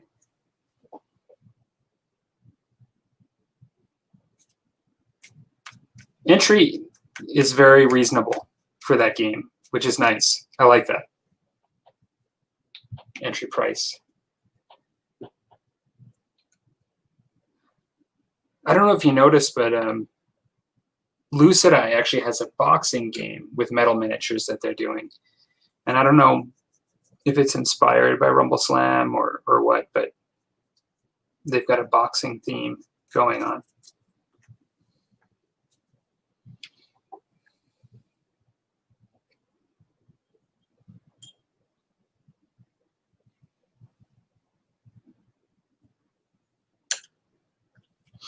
I think before bed I may try to watch another episode of The Loop. I was talking to Ghost. I'm not sure if Ghost is still here, but we were talking about it earlier. It's on Amazon Prime. It's a sci-fi show called The Loop, and I've really enjoyed it. I'm only 3 episodes in, but it's got almost like a storybook creepy theme intertwined with science fiction. And the combination of technology and the rural environment stuff almost reminds me a little bit of what I see, even though it's not Eastern Europe, of that game Scythe, the board game. But I think that it's done really well. I've actually really enjoyed it. So you're already making some of your own rings. I think the mousepad maps, those seem fairly reasonable to use. But I could see how you could go all out.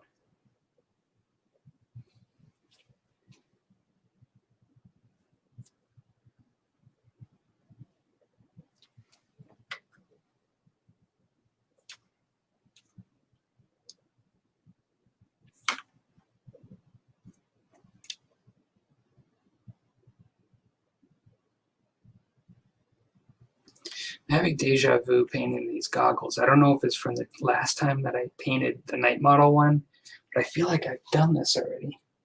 I dreamed this last night or something. Maybe hopefully it's not a nightmare.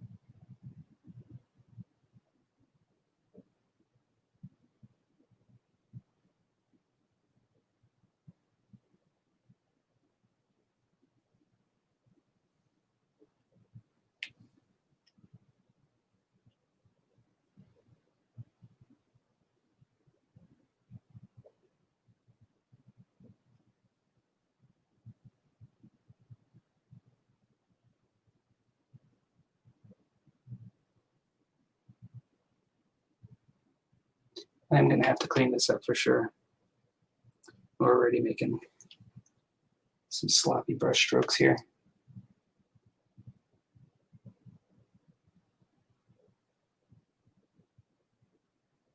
Oh, that was pretty good.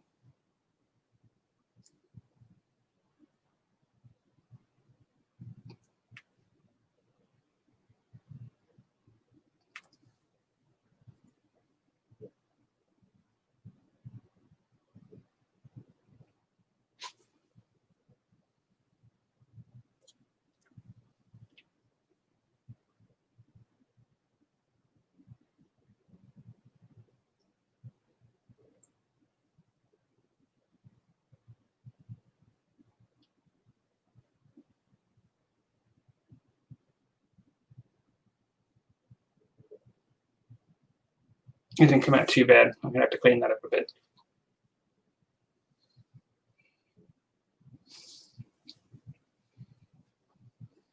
Yeah, I saw that starter for RumbleSlam. I seriously considered it.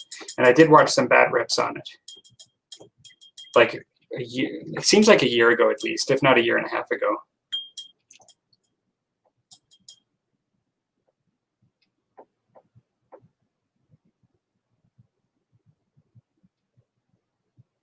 Oh, wow. You've got a lot of stuff, it sounds like.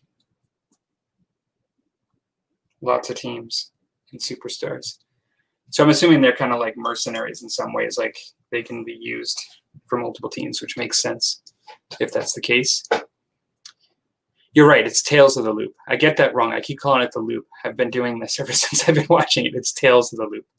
I want to see Dark. I haven't seen that. That's in my list. But I will tell you that Tales of the Loop is very good, and I highly recommend it.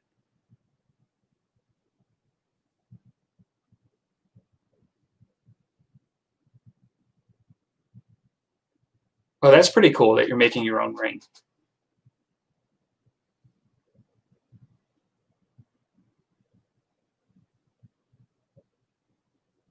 Yeah, the Crisis Protocol models are nice. I've heard lots of mixed things. Some people don't like assembling them. I found them pretty reasonable. I mean, I've done a lot of plastic assembly over the years, and I found them to be fairly reasonable. There's a couple of fiddly bits, but for the starter set, I thought it was very reasonable. And I think they did whoever's doing the design of the plastic kits, I think they're pretty well done in the way they're made to go together, in my experience.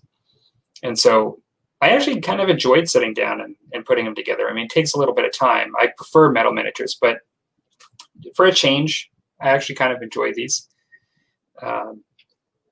They're bigger too, which adds a little bit.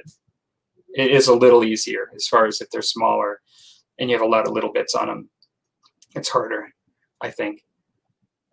That's great that your 7-year-old loves the game.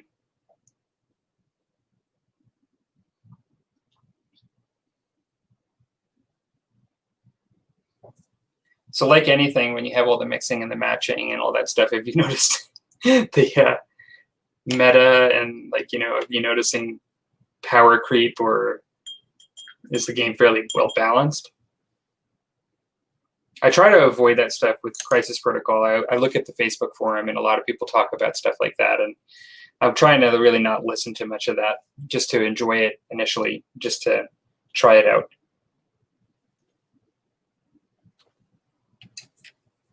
Ooh. The brush is down.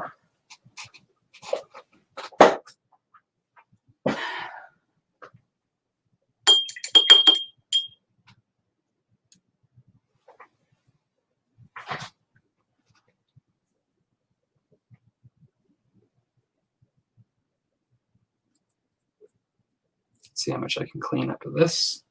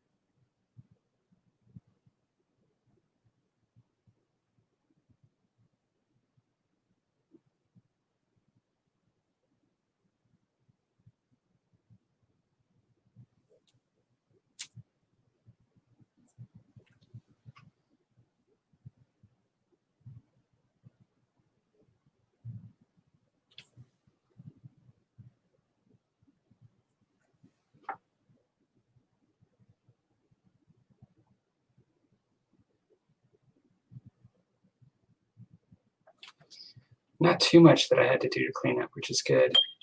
It's not like doing eyes.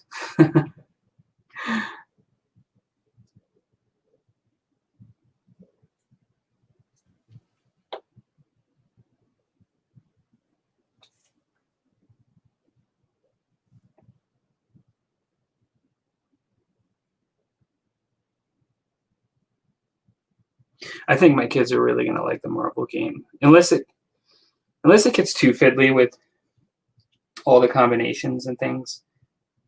But I think even the simple entry-level play of the core set should be fun. I need to pull out my table again, my old Spider-Man table. Put these guys down just for some inspiration. Oh gosh, my octopus old one went down. I'm just waiting for him to break the moment he goes down too hard.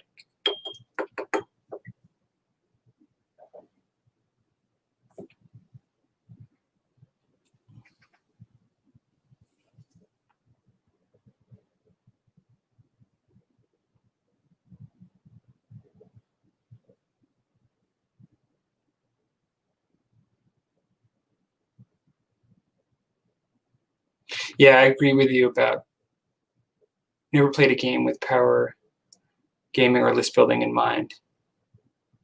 The only time I've ever done it is just for survival. Like if I've went to a gaming group where the only way I could kind of just enjoy the game, like to have like where I'm not like wiped off like in Warhammer in certain editions, like wiped off the table the first round, is to try to do my best, like to really think about it. But I agree with you, like rule of cool, like enjoying what you're playing. I mean, I chose Beastmen for coolness, not because Beastmen were ever like a competitive army within Warhammer Fantasy, like a highly competitive. To say it's for that exact reason.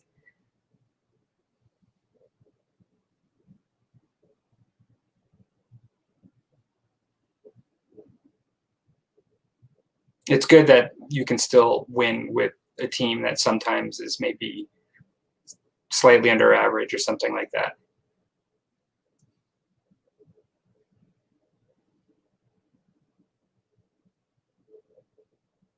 Yeah, I'm with you on the like the models I primarily want are more for themes, not to try to synergize too much. I'm also enjoying the painting now that I've kind of gotten into it. And so to me, it's just very nostalgic. I just can't wait to put these on my board and to play some games. I don't plan on really going down to the club, even when it's open, like to play the game. It'll mainly be with friends and family, so it won't really matter.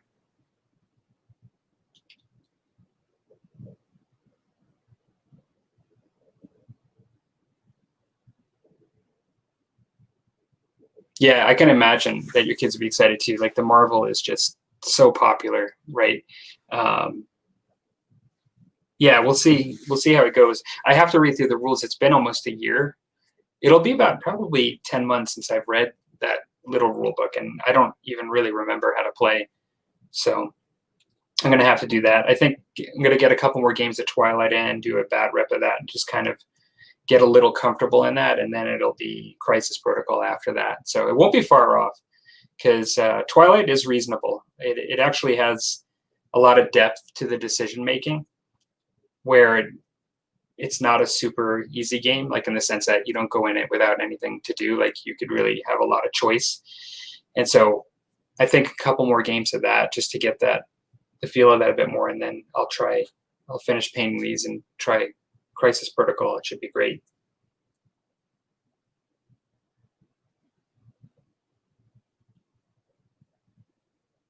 Yeah, ogres are pretty tough. I played even Age of Sigmar in the last couple of years against ogres with my goblins, and the one thing that's good about Age of Sigmar is there were some scenario type objectives and ways, for grabbing points and things that you, even if you were getting slaughtered. But man, those ogres came through and would just slaughter through lines of goblins so easy.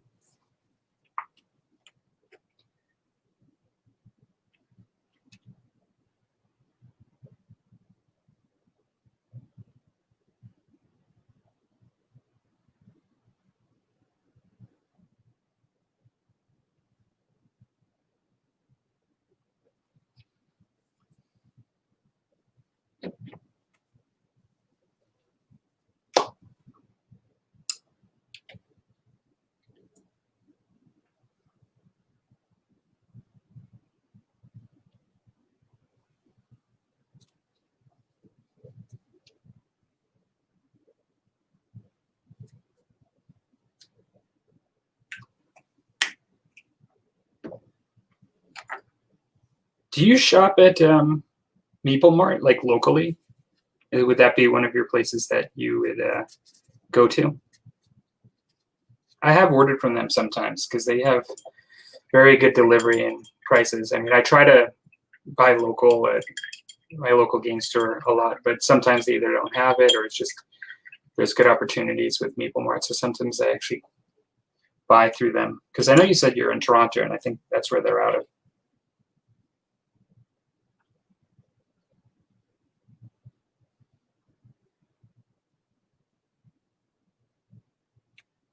Yeah, the Quar. So Twilight is great. I think it's going to be a lot of fun to continue with that. Derek Hinsman. I don't know if you know Derek much. He posts on the Musty Wargamers too, and he posts on the channel. He sometimes comes in here, and he's got his own YouTube channel. He actually both plays Twilight and Quar, and you're right. Like it has that sort of really otherworldly look. I don't think I could get into Quar for a while because of the amount of stuff I'd like to do with Twilight. But it does look cool.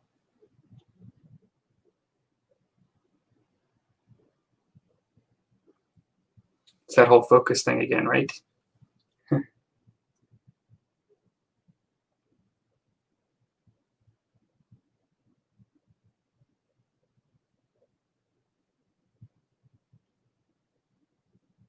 I think Derek's in Ottawa, actually.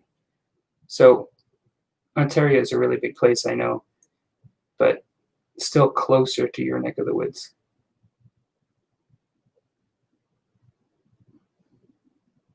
I don't think he's in Oshawa. I think it's Ottawa.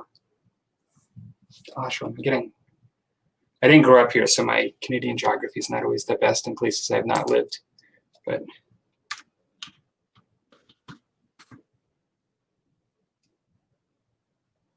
Oshawa is still Ontario. I thought there was an Oshawa. I've never been there.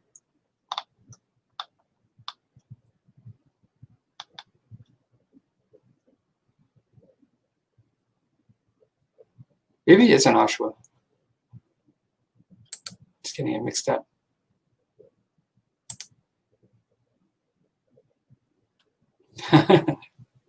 Oshawa's closer.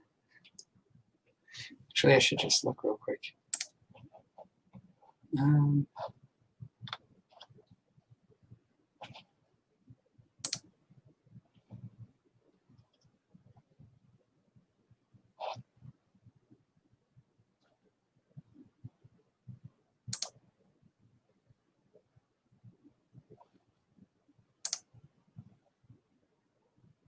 Sorry, he's in Guelph. No O at all.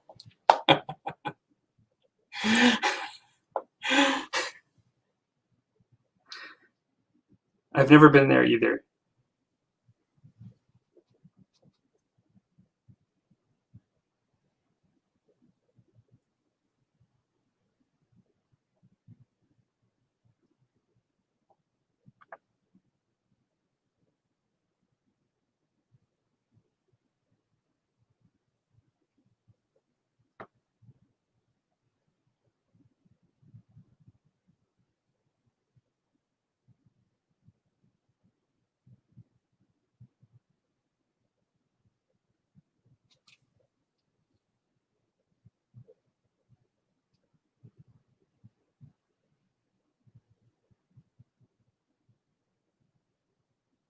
Okay, so you do actually shop over there with them.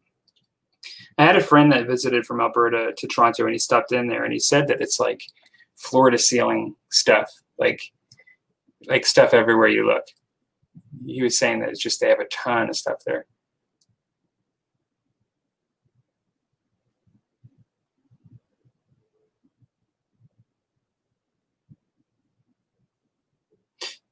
Yeah, I bet it's really huge.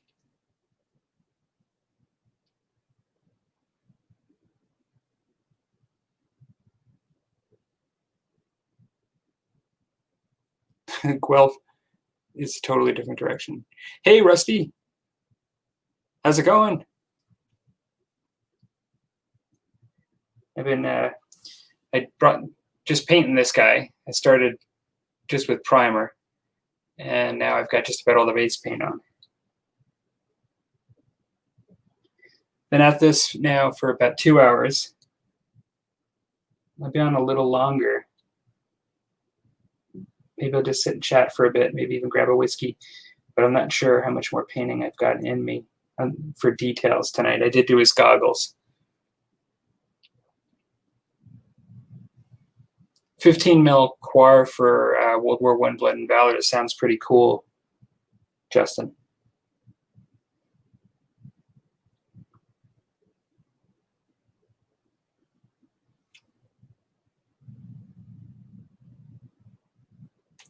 The new Total Recall movie. How new is it? I've not seen a sequel, but I heard of a sequel.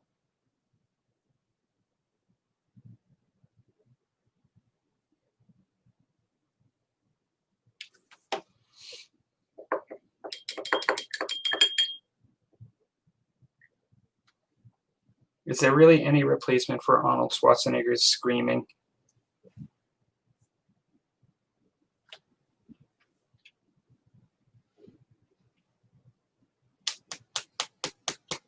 "2012, okay.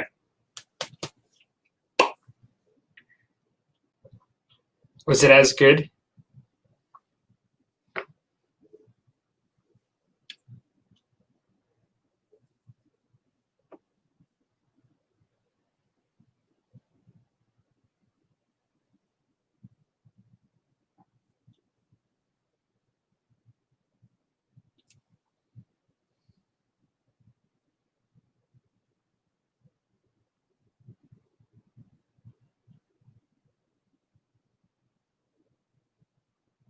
Oh, wow. Better than the first movie. Well, that's impressive. That does sometimes happen, but you don't hear that too often.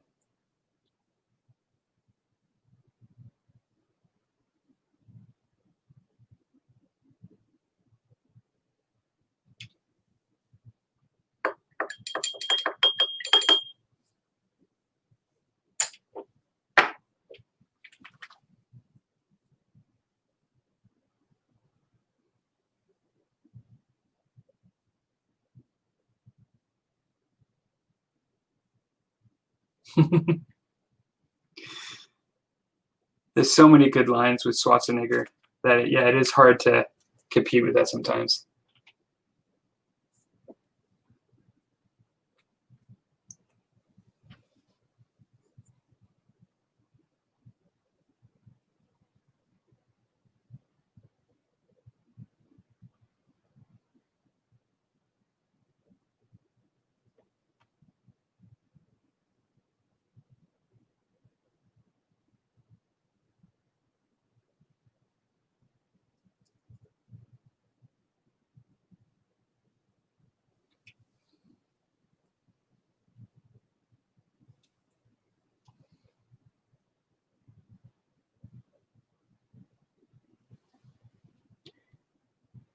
Yeah, it would be like trying to remake The Running Man. I think it'd be hard to do, to compete with some of those lines and just, yeah, I just don't know. But I can maybe see it with Total Recall, which was much more of like I think if I remember correctly, it was a bit more of a high-tech, meant to be a bit more of a high-tech kind of premise and film with special effects and things. Just do a lot more today.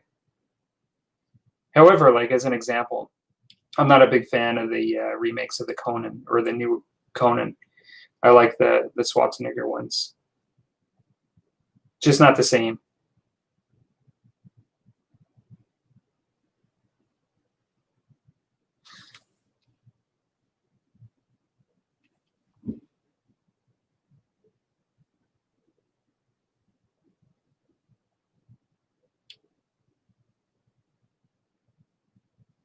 As a matter of fact, the first Conan movie is like, I think I've talked about this in my Heresy Hump days, but like 1978 to 1982 or 1979 and 1981 is like a magical time period for me for movies. You could even go out 77, 83, but for fantasy, Conan the Barbarian was just amazing to me, like the first one. And Excalibur and Dragon Slayer as well from that time period for different reasons. I just love those movies. And I just think it's really hard to remake some of that stuff and have the same feel.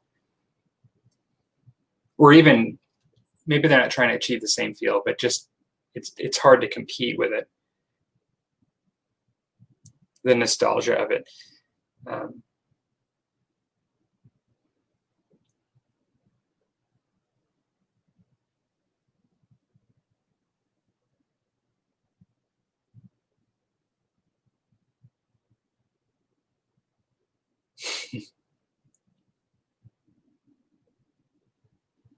Space science.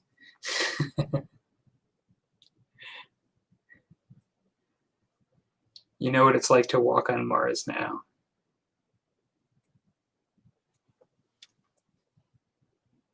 We can thank Hollywood for that. Yeah, Rusty, I like the Arnold versions too. I even like the Conan the Destroyer, but to be honest, there's something about the first one that isn't. The first one's a lot darker and a lot more raw, like, than the second, and I just like it a lot better. I mean, it's not even just because James Earl Jones is in it, and like, there's just a lot of cool stuff going on in that movie, but the way they have like the narration and the music, the score, and just all of it, like, it was just done really well. Yeah. I like Excalibur too for similar reasons. It was done very differently, but it's not the same at all. It's not nearly as well. There's dark aspects to it, but it's not the same as Conan the Barbarian. But then Dragon Slayer I liked as well. It had like that time period of like really early 80s. And the dragon was really top-notch special effects for the time, and I thought it stood up really well, even to this day. It was really almost the end of a chapter in special effects where they were at the peak until they moved on. And it really was done well in my mind. Yeah, Dragon Slayer was awesome. Definitely more of a kid movie, even though it was dark too. For Disney, it was really dark, but compared to Conan.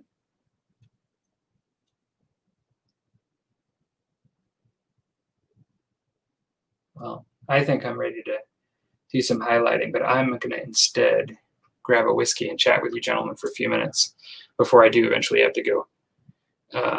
Justin, you're probably now at 1:30, I'm guessing. I think that's what she said. I'll be right back, guys.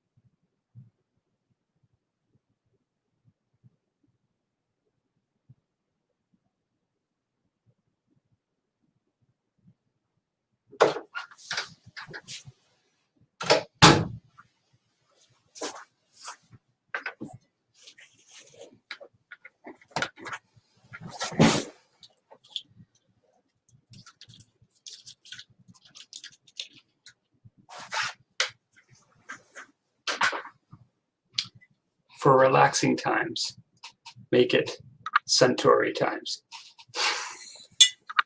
Do you guys know that reference?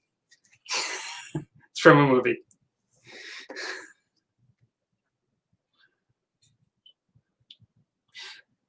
This was my COVID. My wife got me this Japanese whiskey, and I really liked it. And I got this in the spring, and I normally don't go through a whiskey bottle this fast, but this has been a COVID thing. I just had it upstairs, convenient and handy. So at the end of the day, I would have a nightcap occasionally, and now it's almost gone.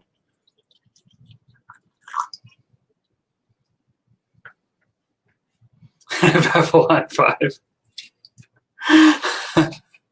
10,000 steps by 2 p.m.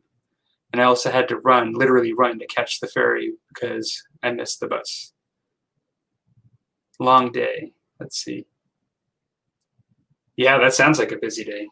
I did a bit of a forest march with the kids today and my schnauzer around my whole community, ups and down hills. So I had a good workout, actually, because I don't take them on easy walks. Like, we go and we do really fast, brisk walks, like up hills and stuff.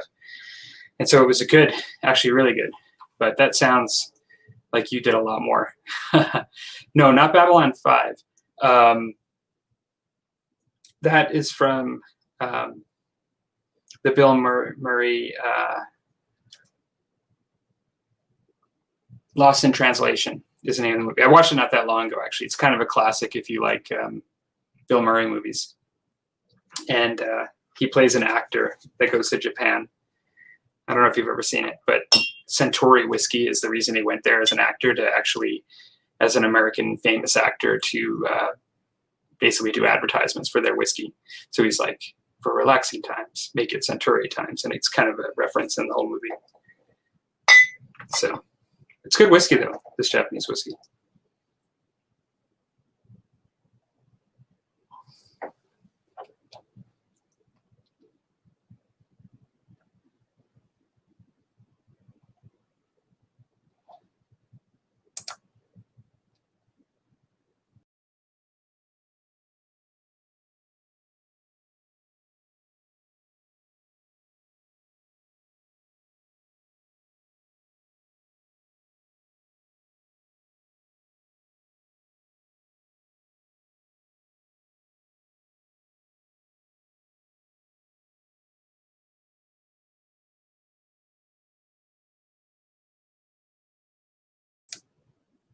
Okay, mic is back on. I've now moved to one camera. Rusty, I don't know if you've ever done this, but I tried this for the first time tonight. And I was able to go in with 2 different cameras hooked up to the same computer. And all I would do is mute one of them, and I could hear myself either way. So when I would speak, I could hear myself. Now I can hear myself now. Maybe I should do a mic check with you guys. Hopefully you guys can hear me now. But before, I would hear myself just because I had 2 cameras going and it would almost thought it was like somebody else. But I was able to do my painting and have a camera on me while I was talking and looking at comments at the same time, which I've never done before in StreamYard. I thought that was actually kind of cool. It's not extremely high tech, but it's kind of neat. I'm assuming you guys can hear me.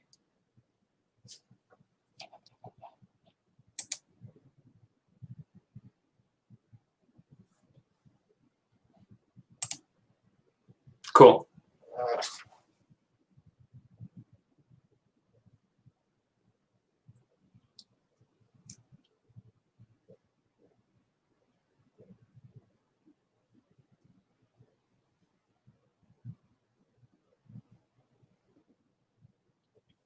It's not too hard, Justin.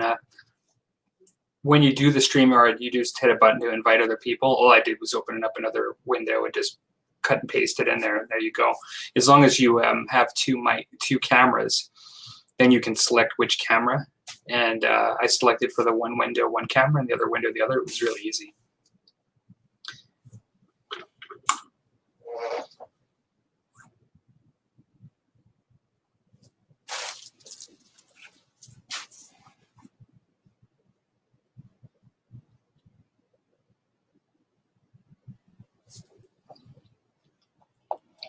Doing the StreamYard is actually really easy. All you have to do is have, if you can do Zoom, like with stuff with your schooling and stuff, you're teaching, I'm sure like it would be no different. I mean, you're just getting a link, clicking on it, and then like your video camera and your mic work. I think I remember in the past you've done some shows like on a painting channel, if I remember in the past. So you've kind of done some stuff before, I think. Yeah, you need a second camera, Rusty, in order to do it. I had the idea to do something like this, not live, but where I have actually like a tripod where I can like shoot down while I'm painting and do all that. I kind of like the bat reps. It takes a lot of time, and I might do some of that in the future. I did do something similar to it when I did like a painting a native tutorial kind of thing once, but this is actually just really easy. Just it's almost just viewing as two different people, except one of them is just your what you're painting.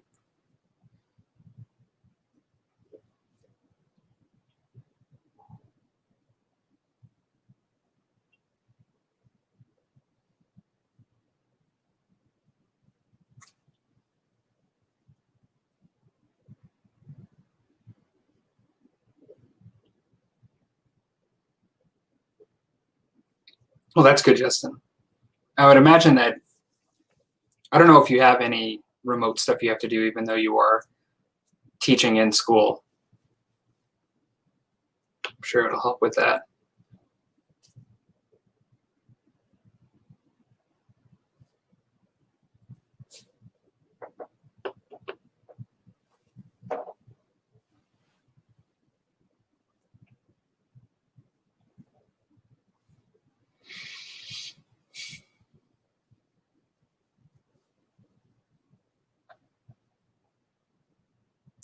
Back to cleaning miniatures tonight, says Rusty. Dipping or brushing them? I have a, for those of you guys may have saw on the SD Wargamers, I put that giant that was in the cup holder in my car. I have that guy that's been in the dip for a week. And so I have to pull him out and scrub him down, clean all that up.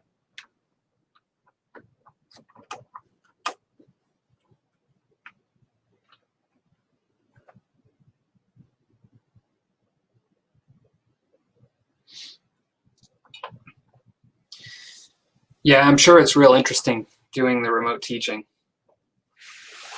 I'm sure from the teacher's perspective, you actually have a lot of things you could say that I've not heard yet. Just like how often kids just don't show up. Like I always wondered about that. Although, I don't know, like kids can be really responsible too. Like I'm not trying to, I have plenty of dirty laundry I could talk about with my kids, but one thing I would say is that they get really stressed out if they're not doing what they're supposed to be doing for school. Like they really want to make sure they're doing what they're doing. And so maybe most kids are like that. And I'm just can't believe it because when I was a kid, I don't think I was like that. But I don't know. I'm sure you have stories.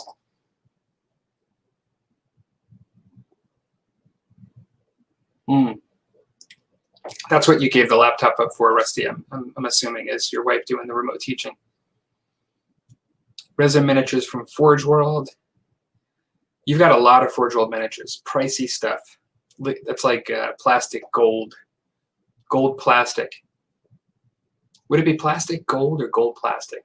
Or Texas T? I'm not sure. Maybe another Centauri will help me.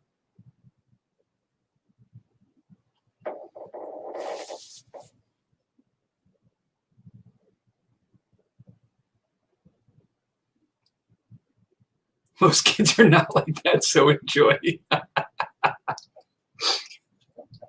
I'm being really politically correct here, so I guess my assumptions were partially true.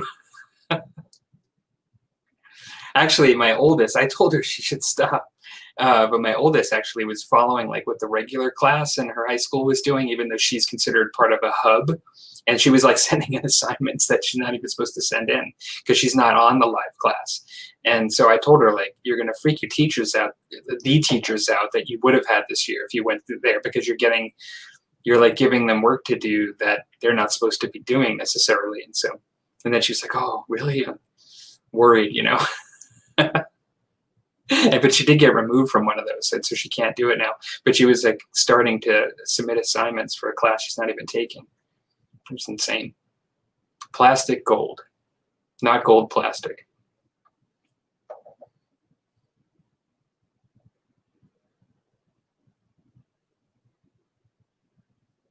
It seems like when you combine plastic and gold, no matter which way you say it, it seems cheap. Because like gold is gold and plastic is plastic. But gold plastic is definitely cheap, and so is plastic gold.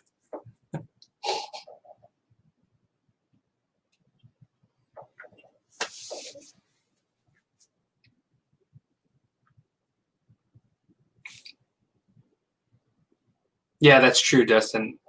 Crisis Protocol is expensive. Forge World is a whole nother thing. It's a shame too because there's a couple of models that I really would like to get.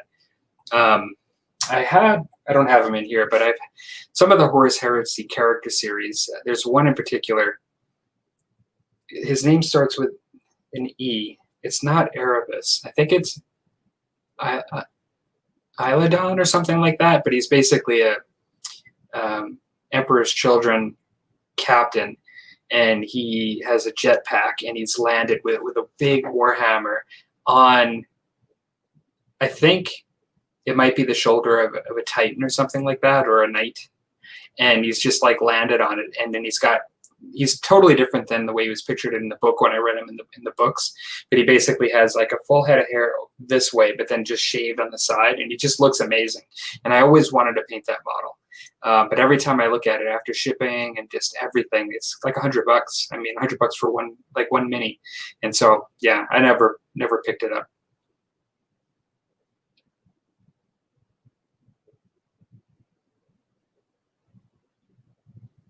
Yeah, it just stopped showing up in April and nothing all the way through June.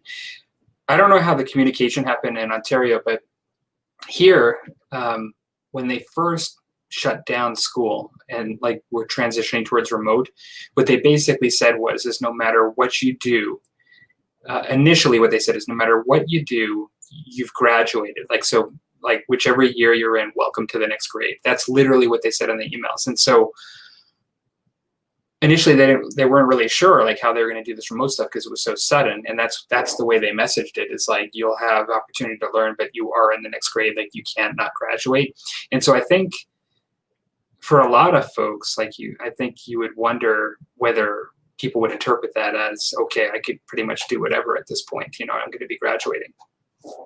And so I'm kind of glad, like my kids have like a significant respect for teachers and for needing to get things done. And so they always took it really seriously, but they always were assuming that they'd graduated based on the communication that happened. I don't know if they did it that way in Ontario too.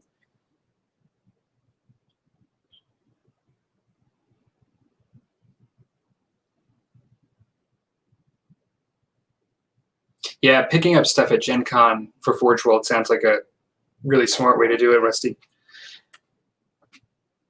Because the shipping and some of that stuff can get really out of hand, I think. And particularly if, I don't know if GW ever has sales at Gen Con. I know some of the at shows, some of the companies do. Like we'll do like a 10% or something like that, which that and no shipping can really make a huge difference.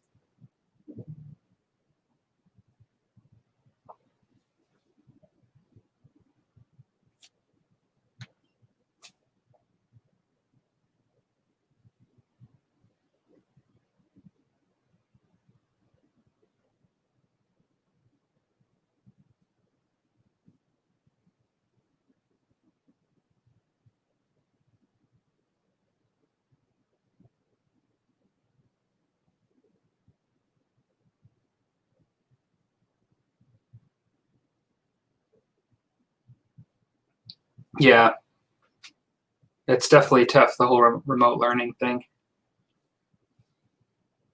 I think probably we were a little lucky on the age component too, because like I have one in junior high and one in high school, but with younger kids, I imagine that there are challenges that are different for sure with that.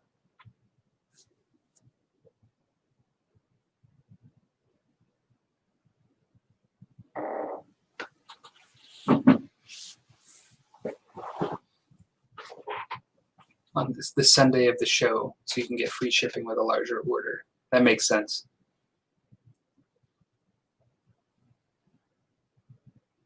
So Rusty, you ended up getting a free ticket for Gen Con this year. I remember you talking to me about that. But since they canceled it, does it mean that you have a free ticket for next year, or did you lose that?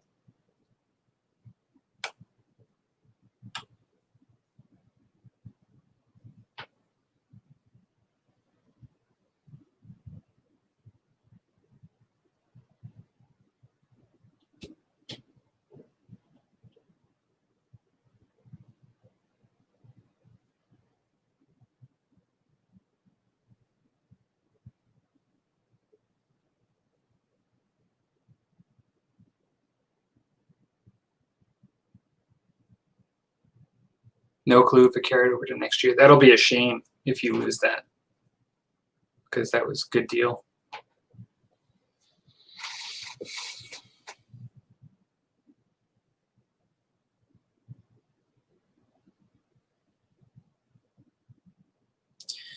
Well, gentlemen, I've kind of had my midnight drink here. We're close to midnight, but been at this for almost 2.5 hours. I think I'm going to have to head off, see what some people are doing at the house. Sorry, Rusty. I know I just did this spur of the moment. I threw it up on Facebook, but you probably were busy and didn't see it for a while. But yeah, I'm going to probably have to skip. Thanks for you guys for joining in. I got a lot done. Just getting the base paint on this guy and starting from that is actually a nice place to start for tomorrow.